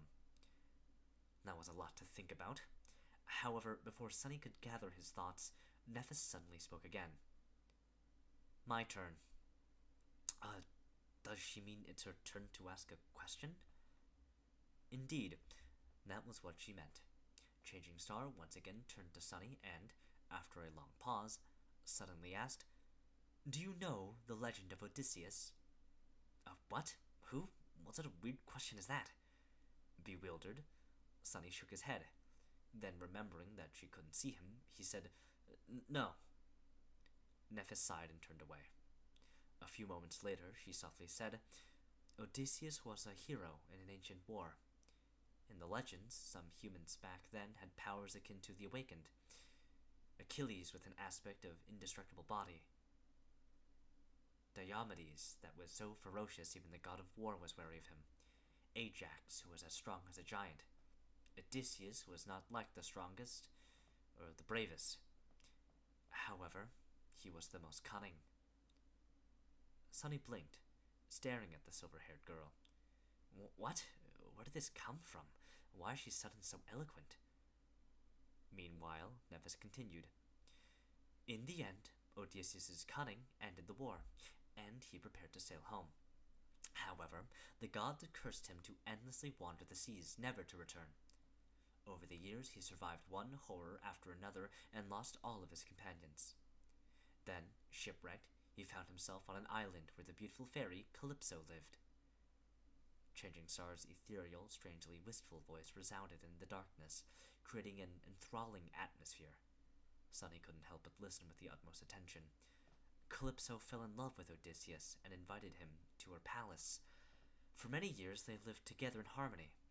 The island was like a paradise, filled with all kinds of wonders, delicacies, and delights. As long as loving Calypso was by his side, Odysseus was even immortal. But the longer he stayed, the more time he spent sitting on the shore, looking at the sea with bleak eyes. Nephis smiled. In the end, Odysseus built a makeshift boat and abandoned the island, leaving all its delights, the beautiful fairy, and even his immortality behind. So my question is, why did he leave? Sunny blinked. What? What kind of mind game was that? He even considered that Nephis was mocking him, but it didn't seem to be the case. It looked like she was sincerely interested in the answer. Weirdo. He thought for a bit, and then said without too much conviction, Maybe it was because he was far away from home? A fleeting smile appeared on Nephis's face. Far away. From home. All right. After that, she turned away and lowered her head, becoming like a statue again. It seemed like their conversation was over. Grumbling internally, Sunny lay down and tried to fall asleep. However, the image of bleak-eyed Odysseus kept appearing in his mind. After a while, he whispered, Well, did he make it back home? Soon, Nephis replied, Yes, he returned to his wife and son, and they lived happily ever after. Satisfied, Sunny smiled and turned on his side. When he was already half asleep, he heard Changing Star's quiet voice once again. This time it was barely audible and aimless, as though not directed at anyone. Odysseus was the first human to break the will of gods. In the morning, Sunny and Nephis were the first to get up. While the sun was rising and the sea was retreating, They made a fire and began preparing a simple breakfast. With Cassia still asleep, they did not talk to each other much. It was like the last night's conversation did not happen. However, after some time, they ended up discussing the plan for the next few days. Nephis had some ideas. With what you told us about scavengers crowding to the west, the logical step would be to start moving east as soon as we can. Of course, north and south are also acceptable, but that won't put as much space between us and the enemy. Sunny nodded, agreeing with that logic. We have explored to the east a little, but not enough to confidently make it to the next high point in the day. That's why the best course of action would be to spend today scouting a path to that group of cliffs over there and move the camp tomorrow. He sighed. Do you have any idea where we are? Would there be a human citadel to the east? Nephis shook her head. I've never heard of a region that fits the characteristics of this place. In any case, we have to move to find out more. We'll either find a citadel, encounter an unconquered gateway, or die. East is as good of a direction as any. Plus, it's the safest, because there's a horde of monsters to the west. At this point, Cassie suddenly sat up straight. Her eyes were wide open, and her face was a little pale. She looked nervous and excited. Nephis frowned.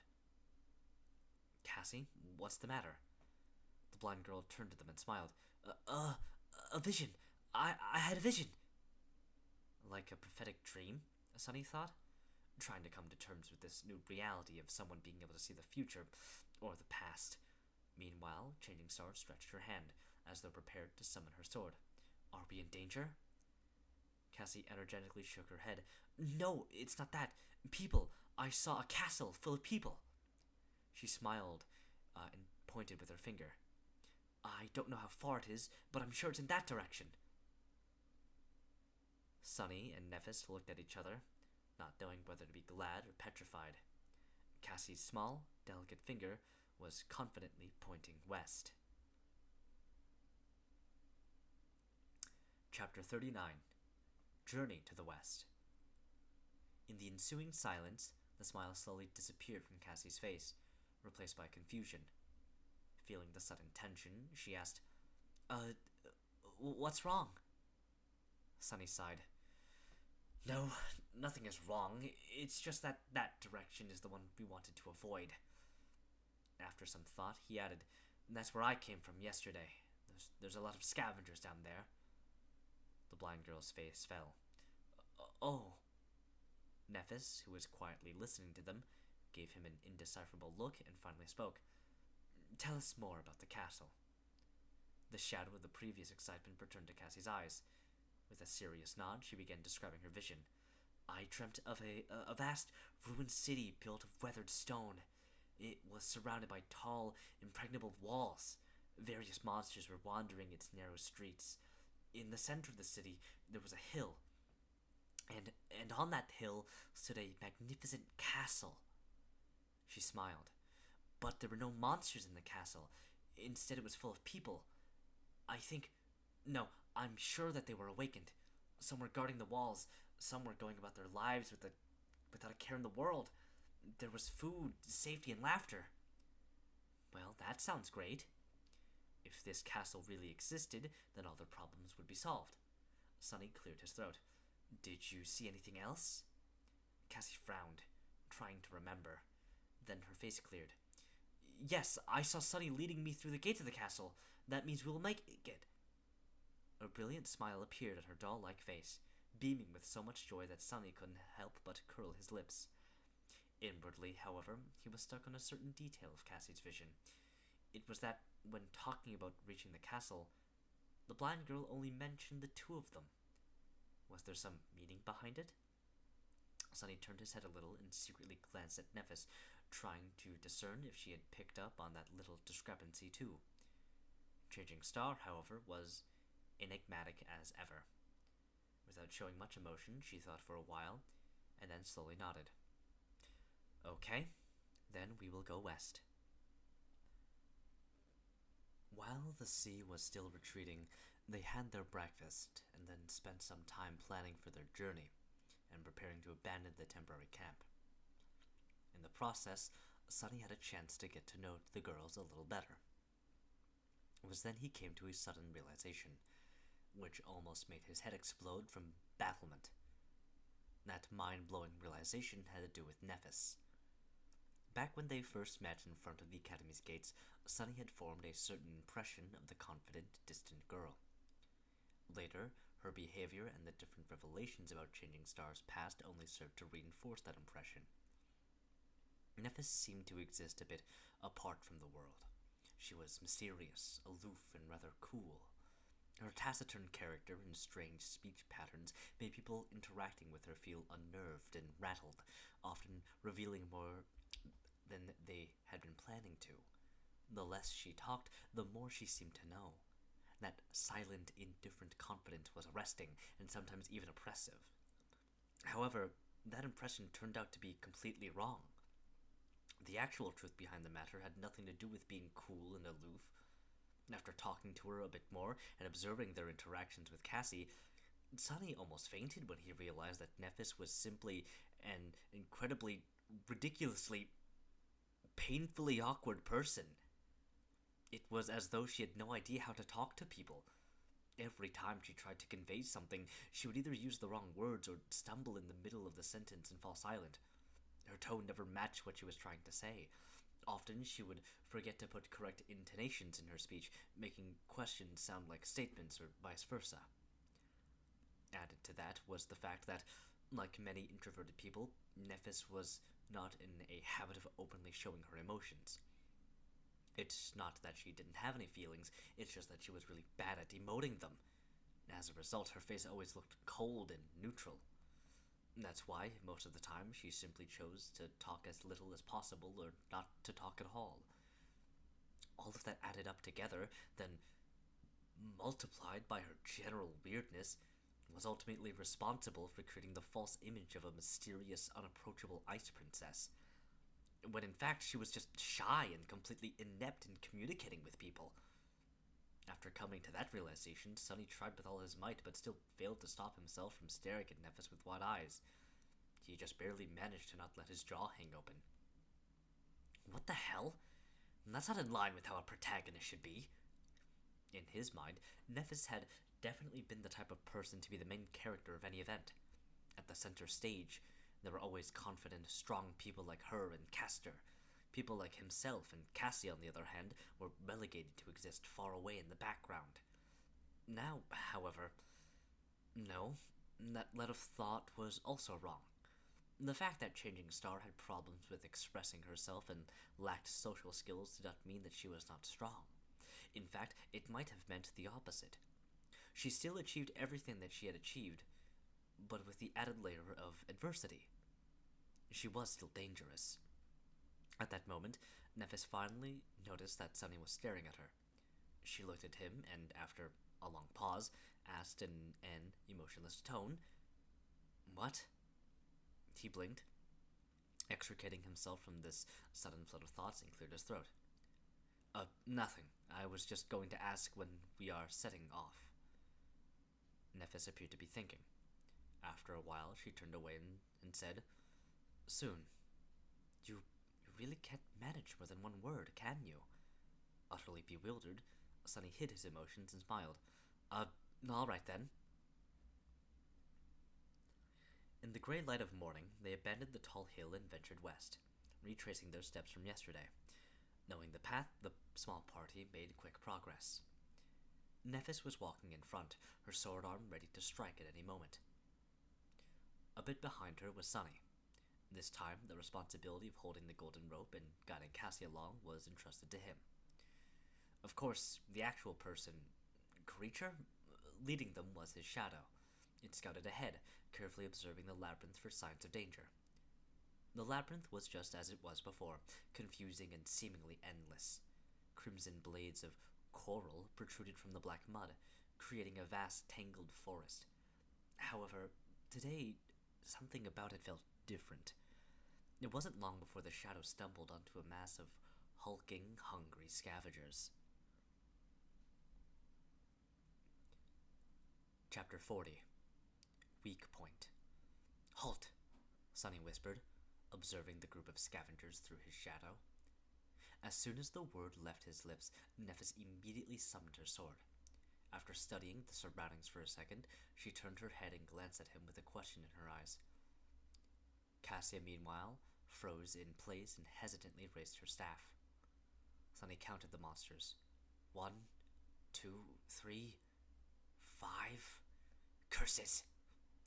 The hulking beasts seemed like the losers of the pack, similar to the one he had killed. However, their wounds were not as pronounced and terrible. Each of them was much more of a threat than the mangled one from before, and there were half a dozen of them at least. There are scavengers on the path ahead. 6 of them. They are slowly moving in our direction. Nephis cast a glance forward. There was a calculating look on her face. They're done with the carcass? Sunny thought for a moment and then shook his head. No, I don't think so. But maybe there's not enough meat for everyone anymore, so some stragglers had no choice but to leave with an empty stomach.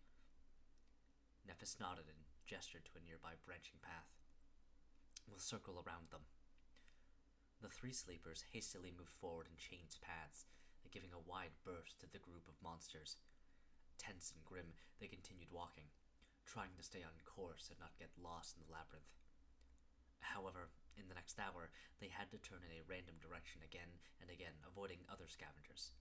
The distance between them and the giant statue was not shortening at all.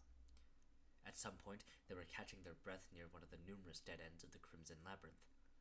They had no choice but to wait, since a large number of creatures was moving past their hiding spot, separating from them by a long length of twisting coral passage. Sunny sighed and shook his head. We can't go on like this. At this rate, we'll never make it to safety before sunset. Cassie was the first one to react. Maybe we should turn back? That was a reasonable suggestion. However, Sunny felt reluctant to agree. Nephis shared his thoughts. With a blank expression, she said, It will only get harder by tomorrow. She was right. By tomorrow, there would be even more scavengers flooding the labyrinth. Then what should we do? Changing Star tilted her head, thinking. After a while, she turned to Sunny. Fight. Fight? Fight against dozens of those monstrosities? Was she crazy? Sunny tried to hide his derision as he spoke. I know that you are skilled with the sword, but have you forgotten that each of those things is a whole rank above us? We won't survive in a fight against many. Nephis nodded. We avoid large groups, cut down smaller ones. After a moment, she added, If there's 1 or 2 of them, there's a chance. Sunny wanted to retort, but couldn't find a good reason. In the end, he gave up. Fine. Nephis stared at him for a while. Then she suddenly asked, Have you studied the corpse of the scavenger you had killed? What was that supposed to mean? A bit surprised, Sunny shook his head. No. He was too busy being in pain and trying to make it to safety before the sea returned. And why would he study a corpse? Wait, I think Teacher Julius mentioned something. After a short pause, Nephis spoke. Scavengers have 3 weak points on their bodies. The first one is obvious. It's their joints. Anything that has to be flexible can't be too rigid. So there's gaps in the armor above the joints. By targeting the joints, you can diminish their mobility and attack capacity. Oh, so by studying a dead monster, one could better understand their strengths and vulnerabilities. This idea was so obvious that Sunny admonished himself for not realizing sooner. Meanwhile, Nephis continued. The second one is the same. It's where their torso connects to the carapace. If you manage to accurately hit that spot, you can heavily injure a scavenger and deal serious damage to its body. However, unless you succeed in severing its spine, the wound won't be fatal. It'll still be able to fight for a while.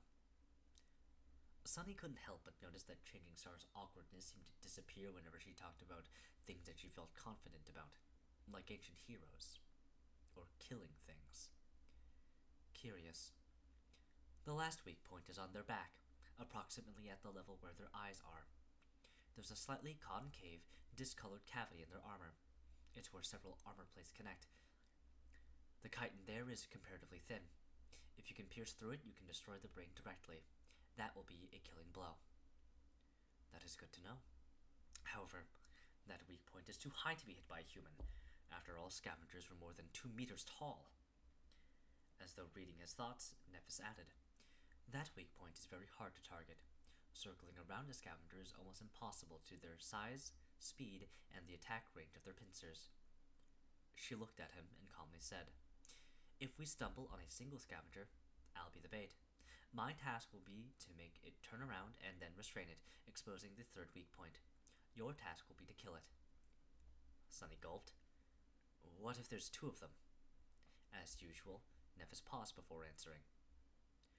"Don't die." It wasn't long before they were left with no choice but to attempt a fight against the scavenger. Behind them, there was a long stretch of the labyrinth with no suitable branching paths for them to turn onto. Ahead of them, there was a small clearing with only one other passage leading out of it. Not far into that passage, a massive scavenger was moving slowly in their direction. Sunny quickly described the situation and waited for Changing Star's feedback. Without much delay, she gave him a nod. "We fight in the clearing." After that, Nephis gently guided Cassie to the wall of the labyrinth and helped her find a place to sit. "Wait here, we'll be back." After some thought, she added, "Soon." As Nephis moved to walk, Cassie grabbed her hand. Her face was pale and tense. "Neph, you... be careful, okay?" Nephis blinked and tilted her head a little. Then she smiled. Sure." With that, she and Sunny hastily headed for the clearing. By the time they got there, the scavenger was seconds from appearing. Sunny's shadow flew out of the passage and reattached itself to his feet. Without having to discuss things with Nephis, he quickly hid in the shadows and waited there, hoping for a chance to attack. Nephis, on the other hand, strolled to the center of the clearing and calmly stood there, her shoulders relaxed and her back straight. An elegant longsword appeared in her hands, carelessly pointed to the ground. Not knowing what else to do, Sunny silently repeated her words, "Don't die." A second later, the scavenger walked into the clearing. When his tiny eyes spotted Nephis, an evil light ignited in them. Without wasting even a second, the massive monster screeched and rushed forward to attack. Its huge pincer shot forward with terrifying speed, tearing the air in its path. Nephis swiftly sidestepped, dodging the pincer, then leaped backward, removing herself from the path of the rushing monster. Simultaneously, her sword flashed in the air, cutting deep into the joint of one of the scavenger's front legs. Azure blood splattered on the ground. Of course, this small wound was too insignificant to slow the scavenger down. With surprising agility, it twisted and delivered a crushing sideways swipe. Nephis, who just barely landed on her feet, had no choice but to deflect the blow with her sword. She managed to disperse most of the impact by holding the blade at the right angle, but the remaining force was still enough to throw her off balance. At that moment, the second pincer came down. Instead of trying to regain her equilibrium, Changing Star went with the fall and somersaulted over one hand, ending up distancing herself from the monster a bit. Her sword lashed out again. The follow-up attack followed almost immediately. However, Sunny did not care about the details anymore. The only thing he cared about was that, through this risky series of dodges and leaps, Nephis had managed to circle to the opposite side of the clearing, forcing the scavenger to turn its back to the shadow in which he hid. "It's now or never." Gritting his teeth, Sunny lunged forward. Before Changing Star finished her last dodge, before the scavenger's pincer crashed on her from above, before Sunny had time to become scared, he closed the distance between himself and the monster and jumped with all his might, landing on top of its carapace. Then he used all of his weight to thrust a hand forward. Azure blade shimmered into existence in his grip and was immediately swallowed by the shadow. A breath later, the dark blade hit precisely into the concave, discolored cavity in the scavenger's armor. With a crack, the chitin broke, allowing the tip of the sword to sink deep into the scavenger's body. The monster shuddered and then heavily fell to the ground. Sunny was thrown from its carapace, landing in the mud with a roll. That easy? It was already over? As though to answer him, the spell's voice resounded in the air. You have slain an awakened beast, Carapace Scavenger. Your shadow grows stronger. Chapter 41. Strength in Numbers. Sunny was sprawled in the mud, looking at the sky. He didn't even have to catch his breath since the whole fight took less than 10 seconds from start to finish. No one was dead, wounded, or even bruised. Well, with the exception of the scavenger. It was completely out of his expectations. He glanced at the monster's corpse to make sure that it was actually dead, then summoned the runes and took a look at the number of shadow fragments in his possession. Shadow fragments. 16 of 1,000. It was actually true. The mighty awakened beast perished just like that. And although Nephis did most of the work, he was the one to deal the killing blow. Why can't it always be so easy? Sunny got back on his feet and dismissed the azure blade. Then he remembered the words Master Jet had once told him. No one can survive in the dream realm alone. Back then, he noted her advice, but didn't really believe it. After all, he had always strived to be self-sufficient, not allowing himself to depend on anyone. In Sunny's mind, this was the true meaning of strength. However, now he was beginning to suspect that this logic was flawed. Indeed, having someone to share your burdens meant the difference between heaven and hell here in the dream realm. If he was alone, fighting against a single scavenger might have been the end of him. Similarly, even though Nephis was far more skilled than Sunny, it would have been extremely hard for her to defeat the armored monster alone, being that its weakest point was out of her reach. But together they had accomplished it with relative ease. The whole was greater than the sum of the parts. In other words, there was strength in numbers that surpassed individual power. In that sense, being able to depend on a group was not a sign of weakness, but on the contrary, an important facet of personal strength. Lone wolves would always be at a disadvantage. And that was another lesson to learn. It's not like I had much of a choice. He walked over to Nephis and checked if she was okay. Apart from slight damage to her makeshift seaweed clothes, everything seemed to be all right. She glanced at Sunny. Memory? He shook his head. Nephis sighed. It seemed that she was a bit impatient to get herself a suit of armor of her own. If Sunny was a gentleman, he would have suggested to loan her the puppeteer's shroud for a while.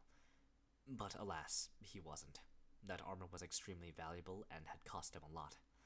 Plus, unlike Changing Star, the picture of Sunny wearing nothing but a seaweed loincloth would have been more disturbing than athletically pleasing. So he said nothing.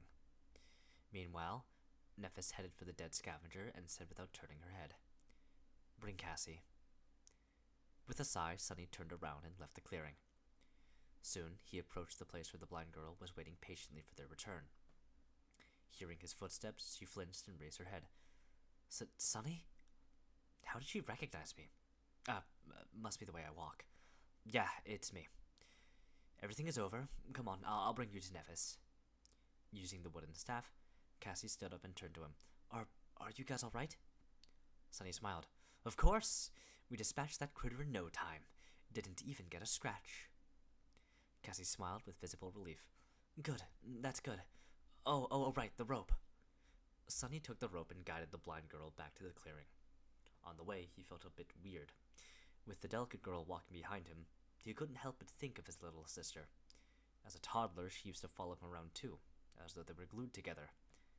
As the familiar pain stabbed him in the heart, Sunny gritted his teeth and tried to think about something else. It was all in the past anyway. Back in the clearing, Nephis was done breaking apart the scavenger's carapace.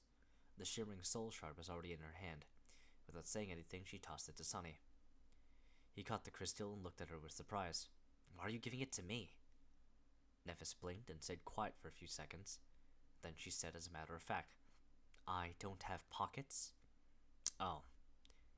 Still a bit bewildered, Sunny put the soul shard into his rucksack. But why wouldn't she just absorb it? He opened his mouth to ask the question, but she seemed to realize something and added, We'll divide the spoils later. Alright. Nephis, meanwhile, turned to Cassie and said after some deliberation, I was careful. Then she smiled. Your shadow grows stronger. Your shadow grows stronger. your shadow grows stronger. Sunny was feeling somewhere in between of being ecstatic and peeved. Throughout the day, they managed to kill 3 more scavengers, each time with not much risk to anyone except for Nephis. The process was largely the same. After discovering the monster, he would hide in the shadows, while Nephis would act as bait. Then, when the time was right, Sunny would stealthily approach and finish the fight with a precise strike of the azure blade. He was wondering if that was what being in the main hero's party felt like. To anyone else, maybe with the exception of Castor, dancing around a deadly awakened beast would have been a tall task, most likely ending with the dancer's death. Nephis, however, had managed to do it over and over again, seemingly without too much strain. What's more, her performance was based solely on skill, with no aspect ability involved. In that regard, even Castor couldn't have done better. She was swift, calm, and precise. Every move she made was calculated and perfectly timed. She seemed to innately understand the flow and logic of combat, which gave her the ability to roughly predict what actions the mindless beast would perform in the next seconds. Then it was just the question of physical prowess to evade and even manipulate them to a certain degree. Sunny had always known that skill and experience was more important than raw power, but by watching Nephis, he vividly understood just how vast the difference between them was. Even though his divine aspect allowed Sunny to exert more strength and speed than Changing Star, in an actual fight he would never stand a chance. Of course, he was also an important part of every encounter. His role as the finisher was not trivial, and not just anybody would have been able to accomplish 4 kills with 4 strikes. Even though Sunny was not taught any elaborate techniques, he was still a somewhat experienced fighter. He had good physical coordination, combat intuition, and, most importantly, a cool-headed mentality. Not to mention the fact that they were only able to ambush the scavengers so effectively due to his shadow scouting them out in advance. All in all, it was an almost equal cooperation. Still, watching Nephis fight was nothing short of sobering. Trying not to get too dejected, Sunny summoned the runes. Shadow fragments. 22 of 1,000. 8 fragments today. Pretty excellent. Currently, they were waiting on the edge of the labyrinth path, leading directly to the giant statue of the Headless Knight. There was a group of scavengers between them and the statue, moving past without any haste. The sunset was near, but they still had time. Slowly, minutes flowed by. At some point, Nephis gave the command to move. Helping Cassie along, Sunny followed Changing Star and quickly traversed the open space between the labyrinth and the statue. Now they only had to get on top of it. However, it wasn't that easy. Scaling the 200-meter-tall monument would have been hard in normal circumstances, but now they also had to somehow pull Cassie up. Leaving her behind until they were at the top would not have been safe. In the end, Nephis and Sunny took turns pulling the rope every 20 meters or so. Cassie would hold onto the rocks and wait until they climbed higher, and then the process would repeat. It was slow and torturous, and by the end, Sunny's muscles were sore and almost on fire. But they managed to get to safety before the dark waters washed them away. As the night began to descend, the 3 sleepers sat in the center of the circular stone platform and rested. As they did not bring any materials to make a fire, and it was already too late, there was no way to cook food. They ended up chewing on the strips of dried meat, passing the bottle of limitless water around. After some time, Nephis gave Sunny a sign to take out the spoils of the day's journey. He took out the 4 shimmering soul shards and put them on the ground. Without any discussion, Changing Star moved 2 crystals in his direction and took 2 for herself. Then she gave one of hers to Cassia. Sunny watched in silence. By the time Nephis and Cassie had absorbed their soul shards, he still did make a move to take his. After a while, he took out another crystal of the rucksack and moved all 3 to Nephis. The silver-haired girl looked at him with surprise. "Don't you want to grow stronger?" Sunny grinned. "Of course I do, but these won't do me much good right now. It's no secret that you are the main fighting force of our group." He sighed. "The stronger you are, the better our chances of survival will get. Plus, it's not a gift. It's a trade." Nephis raised an eyebrow. "A trade? What do you want?" Sunny deliberated for a few seconds before answering. It's rather simple. I will give you these soul shards and all other soul shards I earn on the way to that castle. Then he looked her in the eyes and said, in return, you will teach me how to fight. Chapter 42. The Essence of Combat. Nephis looked at him and contemplated. This time she remained silent longer than usual. Sunny felt a bit nervous under her gaze, knowing that he was being evaluated. With Changing Star's skill and insight, it wasn't hard to imagine just how much she had gleaned from his battle performance. Both his current level and future potential must have been pretty much laid bare in front of her. Were they enough to make teaching him worth her while? After some time, she took the soul shards and nodded. Okay. Sunny smiled, congratulating himself on a successful deal. Not only did he receive a lot, while not losing much, but he had also managed to create a bit of a favorable impression of himself in the eyes of Nephis and Cassie. As far as performances went, this was a great one. So when do we start? Nephis shrugged. Now. Now? Sunny glanced at the sun, which was already almost gone. Were they going to train in complete darkness? It wasn't really an obstacle for him. Changing Star, however. We will start with some words. That will be enough for today. After hesitating a little, she added, Cassie, you listen too. Sunny and Cassia turned to Nephis, listening to her like two obedient students. Despite the fact that their age was more or less similar, both knew that, in terms of martial prowess, their companion had authority that was as beyond theirs as a dragon's might was beyond that of a worm. Nephis thought for a while and then said, Mastery of combat can be divided into two aspects. One is body, and the other mind. Training the body is not easy, but it is rather simple. All you need is repetition and experience. In a fight, things happen too fast to consider every detail in the moment.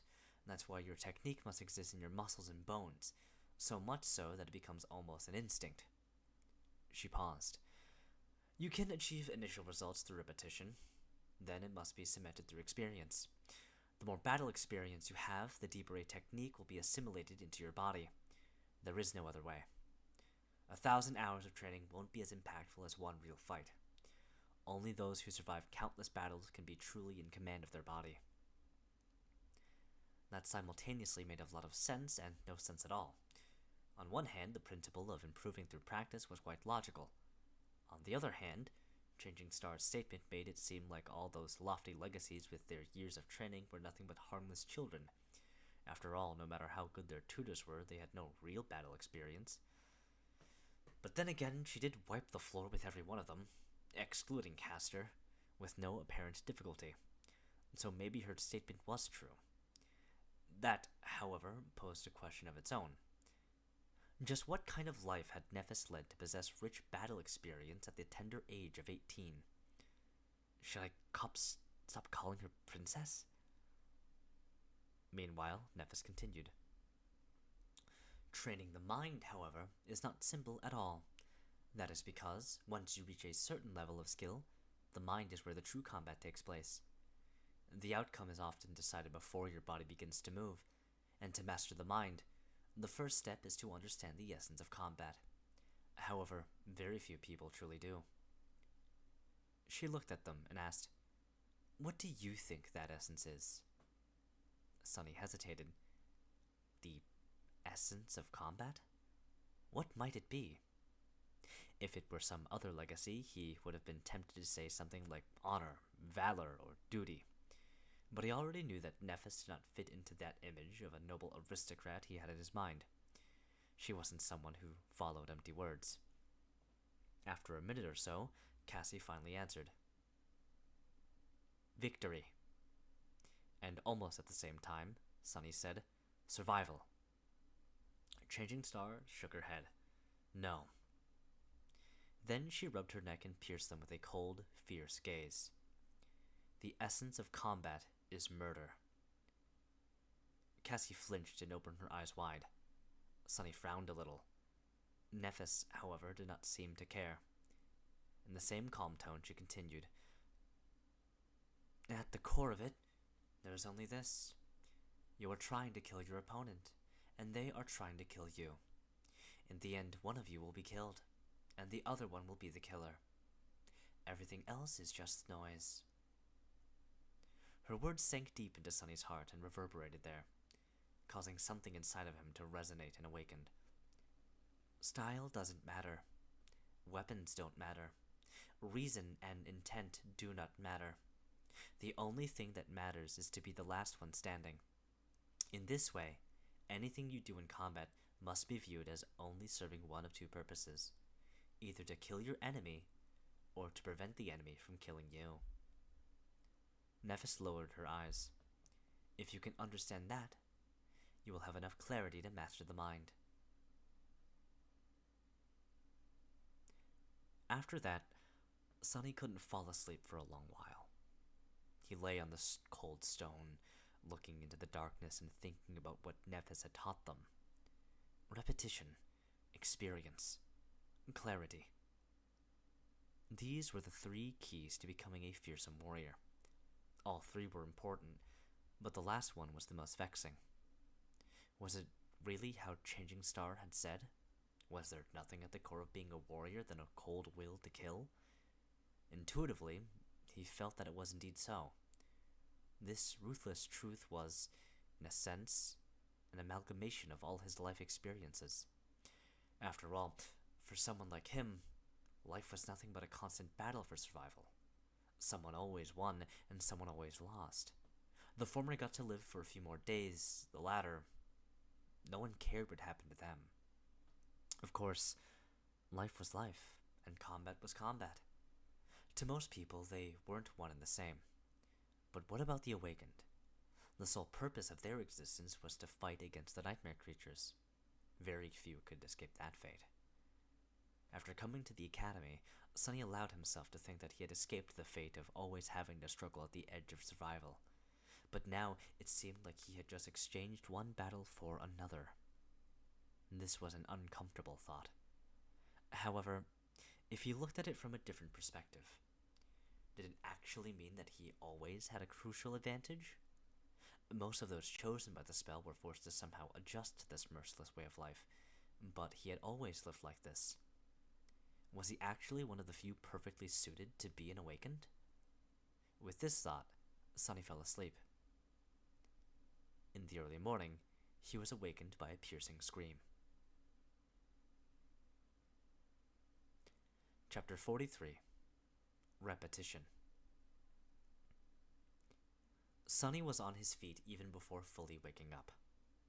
Somehow, Azure Blade was already in his hand. His shadow was hovering beside him, ready to either wrap itself around the sword in case he needed to attack, or around his body in case it was already too late for that. He tried to understand what was going on. Nephis was nearby, her longsword raised in a defensive stance. Cassie. Where's Cassie? Fearing what he might see, giant tentacles reaching from the darkness, he looked around. The eastern horizon was just beginning to show the first hints of dawn, adding a tiny shade of gray to the blackness of the world. In that blackness, there were no signs of danger. Finally, he saw Cassie. The blind girl was stumbling at the edge of the platform with a horrified expression on her face. With her blonde hair in a mess, she was stretching her hands out, clearly lost in space. Of course, there were no walls for her to find. The platform was open to the elements, and the only thing waiting for Cassie was a plunge into the dark, tumultuous waters. Before Sunny knew what he was doing, he was already running. That wasn't a very smart thing to do. After all, he did not know what had caused Cassie to scream, and if there was some hidden danger nearby. Plus, it was still too dark for Nephis to see. His sudden lunge could have caused her to lash out with the sword before asking questions. All of these were good reasons to wait and observe first, but in an uncharacteristic and completely irrational manner, Sunny acted before thinking. He caught Cassie moments before she took a step off the platform and, holding her tightly in his arms, dragged the blind girl back. "I got her!" Sunny yelled, letting Changing Star know that there was no need to stab him with the sword. And then, in a quiet voice, he said to Cassie, "I got you. It's all right. Everything is fine. Calm down. He felt the girl's body trembling and looked around again, trying to understand what had scared her so much, but there was nothing. Nephis was listening to the sea for the same reason. After a few seconds, she asked, "Do you see anything?" Sunny helplessly shook his head. "No." He helped Cassie sit down in the center of the platform.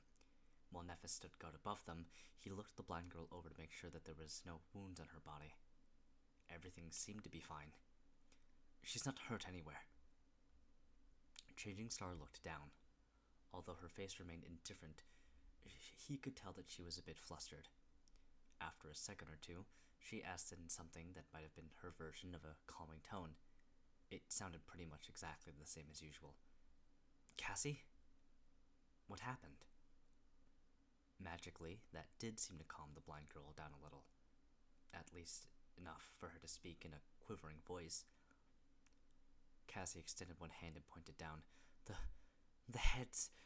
I saw. Oh God." Sunny frowned and looked at Nephis. "Did she see vision? The past?" The tall girl was silent for a moment. "I don't know. It never happened before." Both of them turned to Cassie, not sure what to do. Since there was no apparent danger around, they took turns trying to calm the horrified girl down. However, after that one sentence, she fell quiet and refused to speak again. Nothing seemed to help. After a while, Nephis sighed. "Let's leave her be, for now. Maybe she needs time." Sunny was about to retort, but, truth be told, he didn't have any ideas either. In the end, he just nodded. "Okay, I'll keep an eye on her." Changing Star, however, had other ideas. As the sun was rising and the surging sea was receding, Nephis chose to give Cassie some space and led Sunny to the edge of the platform. However, she made sure to always have the blind girl in the periphery of her vision. Cassia sat hugging her knees. Her eyes were closed, but small tremors that periodically ran through her body betrayed that she was awake. Sunny's eye twitched. "Are you sure it's going to be okay to leave her like this?" Nephis gave him a complicated look. "Yes." Then, after some thought, she added, "Cassie is strong." Sunny wasn't sure how to answer. If Changing Star considered someone to be strong, then they most likely were. However, strong was the last word that came to his mind when he thought about the delicate, beautiful, blind girl. Wasn't she someone who constantly needed their help? But then again, there were different kinds of strength. Cassia was still alive and sane despite her debilitating flaw. How many people could have done the same? "If you say so." Then, Nephis made him summon the Azure Blade. After studying it for a while, she nodded and took her longsword out of the air. Despite its size, it was an elegant weapon. The narrow, double-edged blade was much longer than that of the Azure Blade, with an incredibly sharp, symmetrical tip. The whole blade, as well as the simple cross-guarded chopped and the pommel, seemed to be made out of silver, and reflected the pale morning light. The handle was tightly wrapped in black leather.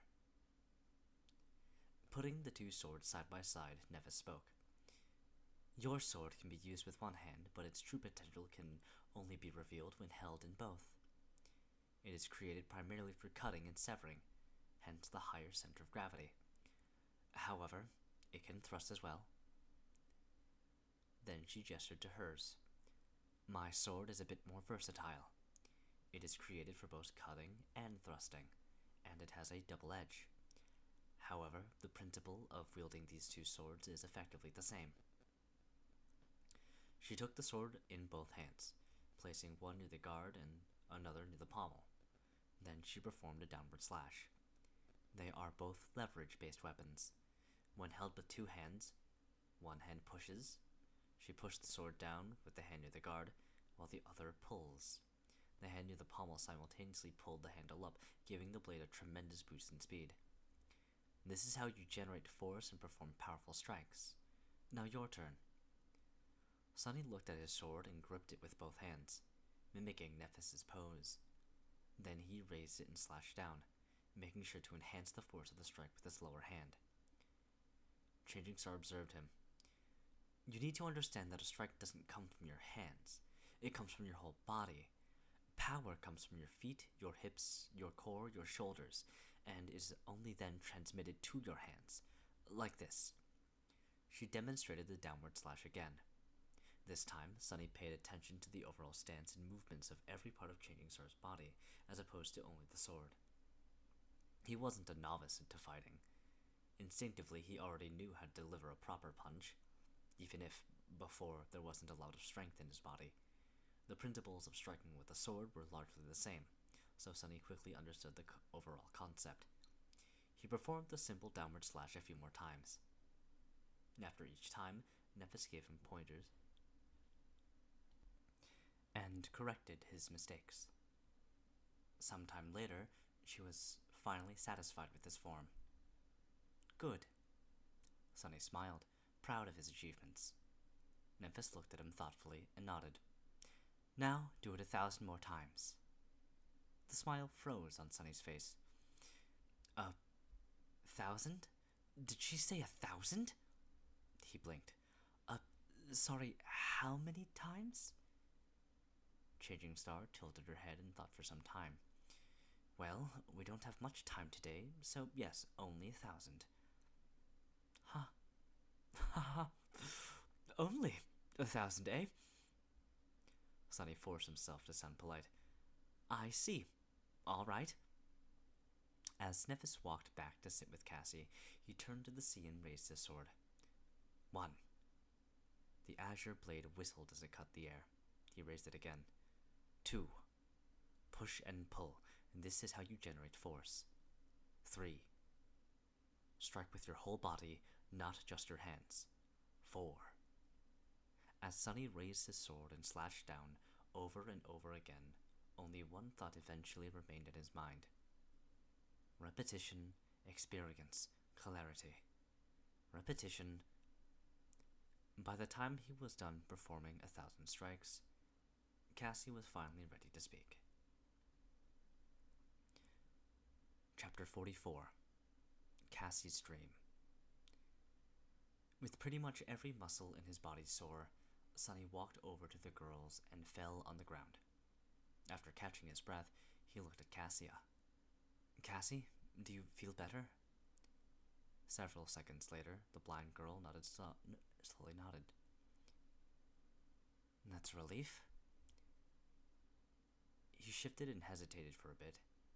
Cassia didn't look too well. Her face was still very pale, with a distant, dazed expression on it. Her body was at least no longer trembling. Sunny wasn't very good at talking to people, let alone placating them. He wasn't sure what to say. He cast a gaze at Nephis and sighed inwardly. Who knew that one day he would turn out to be the most sociable person for as far as the eye could see? What a joke. Can I have some water? Cassie turned to him and scowled, as though confused by the question. Then she suddenly gasped and opened her eyes wide. Oh, sorry. Yes, of course.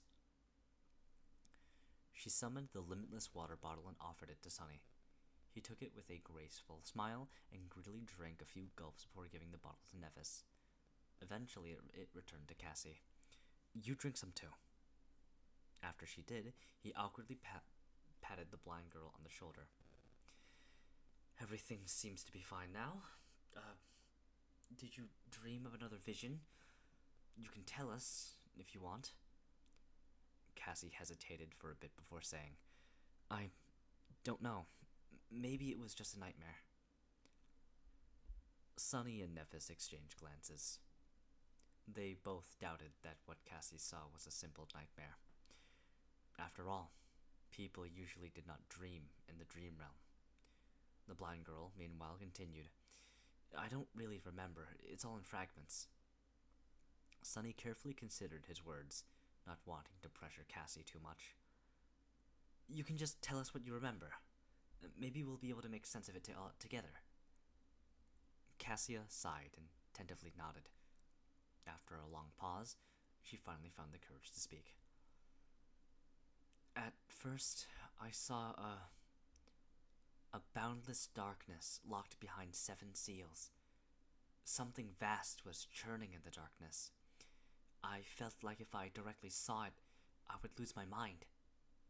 As I watched, terrified, the seals broke one after another, until only one remained, and then that seal broke too. She trembled a little. After that, I don't know. It was as though my mind shattered into 1,000 shards, each shard reflecting its own image. Most of them were dark and scary.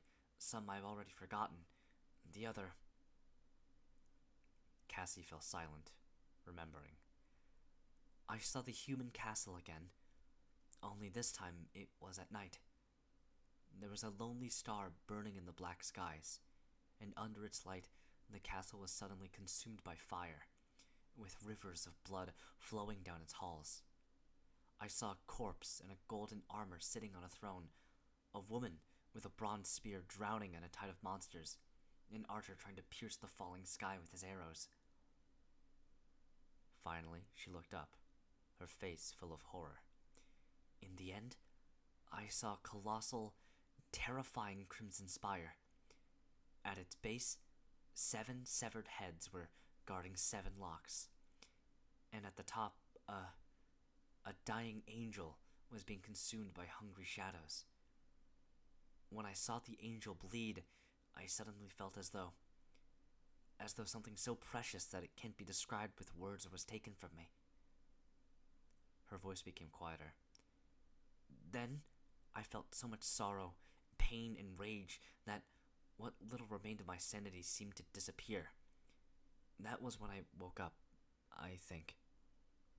Nephis and Sunny remained silent for a while, trying to make sense of what Cassie had told them. Even if Nephis had an idea, she didn't show it. Sunny, however, was totally lost. He couldn't even begin to decipher the hidden meaning behind the vision, if it even was one. Previously, Cassia's vision about the castle was pretty much straightforward. It showed her a human fortress and even the direction in which it was situated. This time, however, her dream was disjointed, full of weird symbolism and vague, uncertain images, much more like a charlatan's prophecy than a vision gained through an aspect ability. Finally, he sighed. Maybe it actually was just a nightmare. Your previous visions weren't like this, right? Cassie silently shook her head. Sunny scratched the back of his head. Well, people don't usually dream in the dream realm, but you do. Perhaps seeing a random nightmare once in a while is a side effect of your ability. The blind girl turned to him, a faint relief written on her face. You really think so? He hesitated, trying to find the right words. Why not? It's a possibility. Inwardly, however, he felt uneasy. A dying angel being consumed by shadows. Why does it sound so ominous? I should try and stay away from angels in the future. Gee, what has become of my life? A sentence like that doesn't even sound insane anymore. With that, they were finally ready to welcome a new day. Some time later, they were sitting on the western edge of the stone platform, looking at the scavengers below. Sunny's shadow was busy scouting a path to the next high landmark. Were there always that many? Sunny glanced at Nephis and shook his head. No, there were much more. They seemed to be almost done with the carcass. I doubt it will last until nightfall. Which meant that, by tomorrow, all these beasts would be roaming the labyrinth, making it hard for the 3 sleepers to make any progress. It would be best to leave today and put some distance between themselves and the horde before the scavengers were done with their meal. However, without scouting a path in advance, there was a chance of not making it to safety in time. Both options were risky. Nephis frowned, seemingly thinking the same. After a while, she said, I don't want Cassie to spend another night near this statue. Let's leave now. Sunny thought for a while, then opened his mouth to offer his own opinion. However, a sudden commotion below prevented him from speaking. Down at the bottom of the disappearing sea, amidst mounds of broken coral, the carcass of the giant shark-like monster, the remaining half of it to be precise, was almost stripped of meat. And between its white bones, something was shimmering in the mud. Two extremely large luminescent crystals. Sunny's eyes widened. Are those? Yes, shards of two transcendent soul cores. Transcendent? Two of them. Suddenly, he was simultaneously filled with greed and fear. Greed because of how rare and precious transcendent soul shards were. Fear because the giant shark turned out to be a corrupted devil at least. One corrupted devil, if not stopped by a saint or a large number of awakened, could potentially destroy an entire city. Sunny belatedly realized that he was much closer to death on that first night than he previously thought. Should we wait and listen? He stared at Nephis and then obediently listened to the distant, barely audible clamor of the scavengers. After a while, he noticed some disharmony in it. Nephis suddenly tensed up. There. She pointed in the direction of the labyrinth. After concentrating on it, Sunny was finally able to notice two massive shadows stepping out of a particularly wide passage. A second later, the creatures casting those shadows appeared in sight. Sunny gulped. Damn. The monsters looked like the scavengers, but not quite. To start with, they were much larger, towering above the surroundings at more than 3 meters of height. Their carapace seemed to be thicker. It was colored in deep black and scarlet, like an ancient armor drenched in blood. Here and there, vicious-looking spikes were growing out of the carapace, making their every move much more dangerous. Additionally, instead of heavy pincers, their upper arms ended with long, curved, terrifying bone scythes. Sunny felt cold sweat running down his spine. What the hell are those things? Nephis tilted her head. Monsters, I guess. Nightmare creatures with one soul core were called beasts. They were dangerous and strong, but mindless. If they were able to develop or were created with a second core, they would become monsters. Monsters were much more devastating and possessed some rudimentary, warped form of intelligence. They were the next step in a nightmare beast's evolution. And these two seemed to be bigger, deadlier versions of carapace scavengers. Sunny and Nephis watched as the two monsters approached the carcass. The scavengers were visibly afraid of them, rushing to get out of the way. Those who were too slow were mercilessly thrown to the side or cut apart by the bone scythes. Rivers of azure blood were flowing into the mud. What are they doing? Did they come to absorb the soul shards? Finally, the monsters reached the carcass. Each one of them took one of the shards. However, instead of absorbing them, they simply turned around and carried the precious crystals away. The scavengers made way, following the shards with their little hungry eyes. Sunny blinked and looked at Nephis. Do we still leave now? Changing Star frowned and hesitated. A few moments later, she shook her head. No, we'll go tomorrow. Then she turned west and observed the retreating monsters. Get your shadow to follow those two back. Chapter 45. Sound of Laughter. Because of the shadow fragments Sunny had absorbed in the last few days, the range of shadow control had increased a little. However, it was still far from being able to explore deep into the labyrinth. He only got the general direction in which the two large monsters were moving. They were going west. After telling this to Nephis, there was pretty much nothing else for him to do. In the end, Sunny decided to simply rest. The next day was promising to be full of hardships and danger, so it was in his best interest to let his body recover as much as it could. Sometime later, Sunny was lying on its back, staring at the gray sky. Cassie was sitting beside him, lost in her thoughts. Nephis was meditating. At least that's what it looked like. She might as well have been asleep, for all Sunny knew.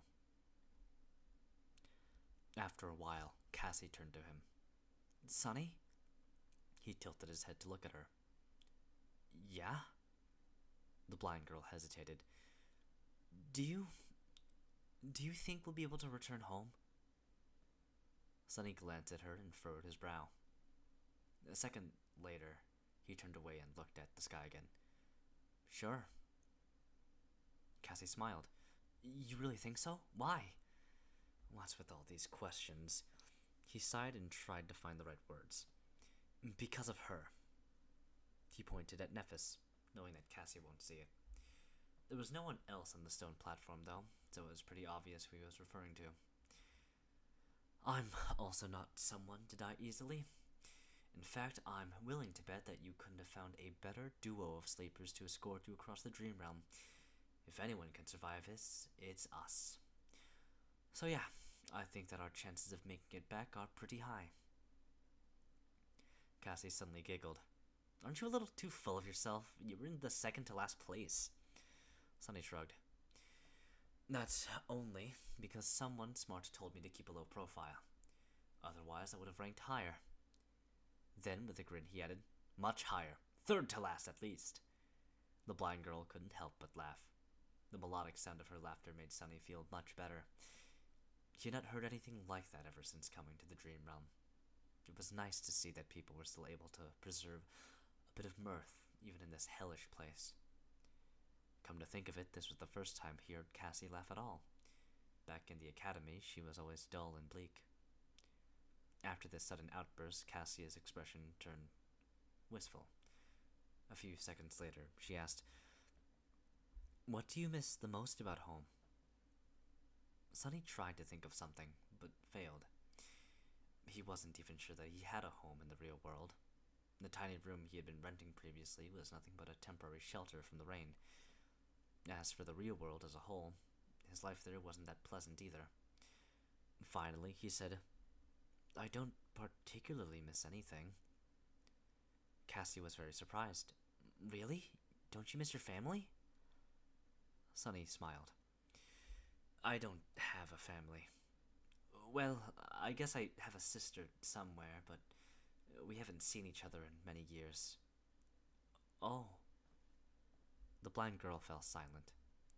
Several seconds later, she said quietly, I miss my family the most. There was longing and sadness in her voice. Sunny didn't know what to say, so he stayed silent. Mom and Dad must be really worried about me right now. No, actually they wouldn't be worried. They would be heartbroken. They must think that I'm as well as dead already. Sunny glanced at her and sighed. You seem to care about them a lot. Cassie turned to him in confusion. Of course, isn't it normal? Sunny stared at the gray sky. The wind smelled of rain. After a while, he said, I wouldn't know. In the evening, Nephis made Sunny perform the 1,000 strikes again. After that, they ate the last strips of dried scavenger meat and took turns sleeping, so that one of them could always keep an eye on Cassie. Thankfully, nothing happened during the night. When the morning came and the dark sea retreated, they prepared to leave the giant statue. Nephis was the first one to climb down. Before that, she had a few words to say. Today will be different from before. There will be much more scavengers roaming in the labyrinth. We might not be able to create an ambush or avoid fighting several of them at once. She looked at Sunny. If anything happens, your job is to bring Cassie away. We can retreat by using passages that are too narrow for the scavengers. If we get separated, proceed to the high point by yourself. Don't wait for me. Do you understand? With a somber expression, he gave her a nod. Nephis returned it. Good. Time is of the essence, so let's go. With that, she began the descent. After Nephis reached a point 20 or so meters below them, she found purchase and waited. Using the golden rope, Sunny lowered Cassie down. Just like while climbing up, they took turns helping the blind girl. Luckily, climbing down the statue was much easier. Soon they reached the ground. Entering the labyrinth, the trio moved forward with haste. The shadow was ahead of them, scouting for monsters and optimal paths. Despite that, their progress was slow and chaotic. They had to constantly change direction to avoid groups of scavengers, often ending up in dead ends or moving further away from their destination. Sonny, who played the role of the scout and navigator, felt his brain slowly starting to boil. At some point, however, they inevitably ended up in a situation where a fight was unavoidable. There was a large group of scavengers at their heels, and a pair of them blocking the path ahead. Neither of the two groups had noticed the sleepers yet. However, since there were no other passages to turn into, it was only a matter of time. Nephis considered their options for a few seconds. There was a scowl on her face. Finally, she said, "If there's only two, we can take them." Sonny looked at her with uncertainty in his eyes. "But there's no time to set up an ambush." He wasn't quite sure how they could fight two scavengers at once. Despite how good of a teacher Nephis was, he only practiced with the sword for a day. Facing against a scavenger alone was risky. Changing Star shrugged. "It's almost the same. I'll attack first. You follow behind in the shadows and finish one off once they turn. Then we kill the second one together." The whole plan was based on the assumption that Nephis could survive under the onslaught of two scavengers, both attacking her simultaneously. Sonny was very impressed by her prowess, but he wasn't sure that it was possible. There was a large probability that Nephis would die. He still remembered that she wasn't present in Cassie's first vision. But what else could they do? A bit rattled, Sonny gritted his teeth. "All right." After a short pause, Nephis summoned her sword. Then she stepped forward. Chapter 46. Experience. After finding a good hiding spot for Cassie, Sonny and Nephis proceeded forward to face the scavengers. Soon they saw two hulking silhouettes in the distance. With her lips pursed together, Nephis threw over her shoulder. "Keep it up." Then, like a runner preparing for a race, she got down on one knee, inhaled deeply, and lunged forward. "Damn!" Sonny dove into the deep shadow cast by the wall of the labyrinth and followed, running as fast as he could. However, the distance between them kept growing. Suddenly, he remembered walking behind Nephis as they crossed the bridge to the academy. Was it his fate to always follow behind her? Changing Star's running speed was incredibly fast. She was practically flying through the air, like an arrow let loose from a bow. One of her arms was stretched backward, holding the sword with its point to the ground. The other was cutting the air with each stride. It took the two scavengers a couple of seconds to realize what was happening after noticing her. By that time, she was almost upon them. With madness burning in their eyes and viscous saliva dripping from their mandibles, the monsters screeched and charged forward. Nephis did not slow down, as though planning to ram them with her body. Sonny's heart skipped a bit. 4 terrifying pincers shot through the air. At the last moment, Nephis fell backward, falling on her side. The inertia carried her forward as she slid through the mud, passing between the scavengers. Then she twisted her body and stopped herself by plunging the sword into the ground. A bit slower, and she would have been impaled by one of the scavengers' legs. "Crazy! She's crazy!" By the time Changing Star got back to her feet, one of the scavengers had already turned around. However, Sonny couldn't see what was going on as his sight was blocked by the bulky carapace creatures. He only heard the sound of chitin striking against steel. There was no time to worry about that anyways, since he had his own problems to solve. Due to the insane maneuver that Nephis had pulled off, the second scavenger lagged a little behind the first one. It was just about to turn around when Sonny finally got close enough to launch an attack. Silently cursing, he ran up a narrow protrusion on the coral wall and jumped, aiming to pierce the weak point of the scavenger's back from above. His shadow was already wrapped around the azure blade. But at that last moment, the scavenger suddenly moved, slightly turning its torso to the right. The blade missed the concave spot where the armor plates connected, and instead hit one of them square in the center, sliding helplessly across adamantine chitin. Crap! Instead of killing the beast with one decisive blow, Sonny ended up dealing no damage at all. What's worse, he landed right on top of the scavenger, practically hugging it from behind. In the next moment, the scavenger shook its carapace, throwing the irritating human off. Sunny flew sideways and crashed into the labyrinth wall, feeling breath being knocked out of him. Suffocating and disoriented, he fell gracelessly into the mud. Not good. By some instinct, Sunny rolled to the side. Something tore past him and hit the wall, setting pieces of crimson coral flying through the air. Then he was lifted into the air and thrown backward. But by that time, however, he had already come to his senses. Twisting his body, Sunny managed to land on his feet and take a few steps back without falling. In the next second, his sword was in front of him, held in both hands just like Nephis had taught him. The scavenger was already charging at him with a menacing fire burning in its eyes. Repetition, experience. The shadow flowed from the azure blade to his hand, then spread to his arm, shoulder, and then finally covered his whole body. Sunny instantly felt stronger, faster, and more resilient. But was it enough? No. To survive, he would definitely also need some luck. One pincer flew at him from the right, the other from the left. There was no time to retreat or dodge sideways, so instead, Sunny did something that made every instinct in his body scream in protest. He jumped forward, closing the distance to the charging monster. The pincers clashed together with a loud crack behind his back. Instinct or not, it was the only logical step. After all, the attack range of his sword was much shorter than that of the scavenger. He could only fight back by getting close. Before the beast had time to react, Sunny did what he had recently done thousands of times. His muscles moved even before his mind gave the command. With one fluid motion, he raised the sword over his head and slashed downward, pushing with one hand while pulling with the other. His whole body moved in concert to deliver a powerful blow. The azure blade whistled as it cut the air. Then, it hit the joint of one of the scavenger's front legs and cleaved right through it, severing the limb entirely. Blue blood sprayed everywhere.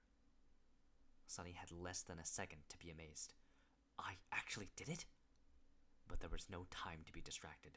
Due to the loss of its front leg, the scavenger lost balance for a moment, careening forward and down. However, he had 7 other legs. This wasn't going to last long. Coincidentally, though, at this exact moment, his other front leg slid into the mud, bringing the monster even further down. Sunny did not waste this chance. Taking a step forward, he thrust the azure blade up, pushing it into the scavenger's mouth. A severed mandible fell to the ground as the monster impaled itself on the sword with its own weight. The massive body of the nightmare creature convulsed before falling still. It was dead. Sunny slowly exhaled, only now feeling the pain in his chest and at the back of his head. He carefully touched it and grimaced. His hand came back, wet with blood. At least I'm alive. You have slain an awakened beast, Carapace Scavenger. Your shadow grows stronger. You have... With no time to listen to the spell, Sunny tugged on the sword to dislodge it from the monster's head and hurried to help Nephis. However, it was too late. The other scavenger was lying in the mud, clearly dead. His limbs were still twitching, indicating that the fatal blow was delivered just moments ago. It seemed like Nephis had managed to sever its spine by piercing the weak spot at the base of the beast's torso with her longsword. He couldn't see the silver-haired girl behind the bulky carcass. As Sunny approached it, he heard the sound of rugged, strained breathing. Then a shaky voice came from behind the scavenger. Don't come any closer. In the deathly silence of the battle's aftermath, Changing Star's voice sounded strange and subdued. Sunny suddenly felt as though someone had squeezed his heart in a fist. Steeling himself, he took another step forward. Nephis was standing in front of the dead scavenger, trying to catch her breath after the intense fight. There was a bloody gash on her shoulder. However, it didn't look life-threatening. Sunny's attention, though, was instantly drawn to something else. It seemed that at some point during the fight, the tall girl's makeshift seaweed top came apart, leaving her naked above the waist. She was covering her chest with one arm. Behind the arm, squished the supple fullness of her... Sunny flinched as though someone had stung him and hurriedly turned around. His face was burning. Without thinking about it, he even made his shadow look away. An awkward silence followed. After some time, Sunny forced himself to speak. Are you all right? Nephis was slow to answer. Yes. Good. Good. I'll, I'll go fetch Cassie then. All right. Feeling as though an army of monsters was chasing him, he walked forward on stiff legs and then quickened his step, barely holding himself from running. Her fault. It's her fault. She should have communicated things better. Trying to get the vivid image out of his head, Sunny hurried to the place where Cassie was waiting for them. By the time they returned, Nephis had already fixed her top and was wearing it as though nothing had happened. However, Sunny couldn't help but feel that the look she gave him was somewhat weird. Forget it. After checking the wound on his head, Changing Star said, "It's just a bleeder, nothing serious. Tell me if you feel dizzy and nauseous or have a strong headache, though." Since Sunny had none of these symptoms, he kept quiet. Nephis looked down at his clothes and sighed. Memory? He opened his mouth to say no, but then fell silent. Come to think of it, when he killed the scavenger, the spell did say something about after informing him about the absorbed shadow fragments. At the same time, he was too busy to pay it any attention. Let me check. He summoned his runes and quickly found the cluster representing the memories.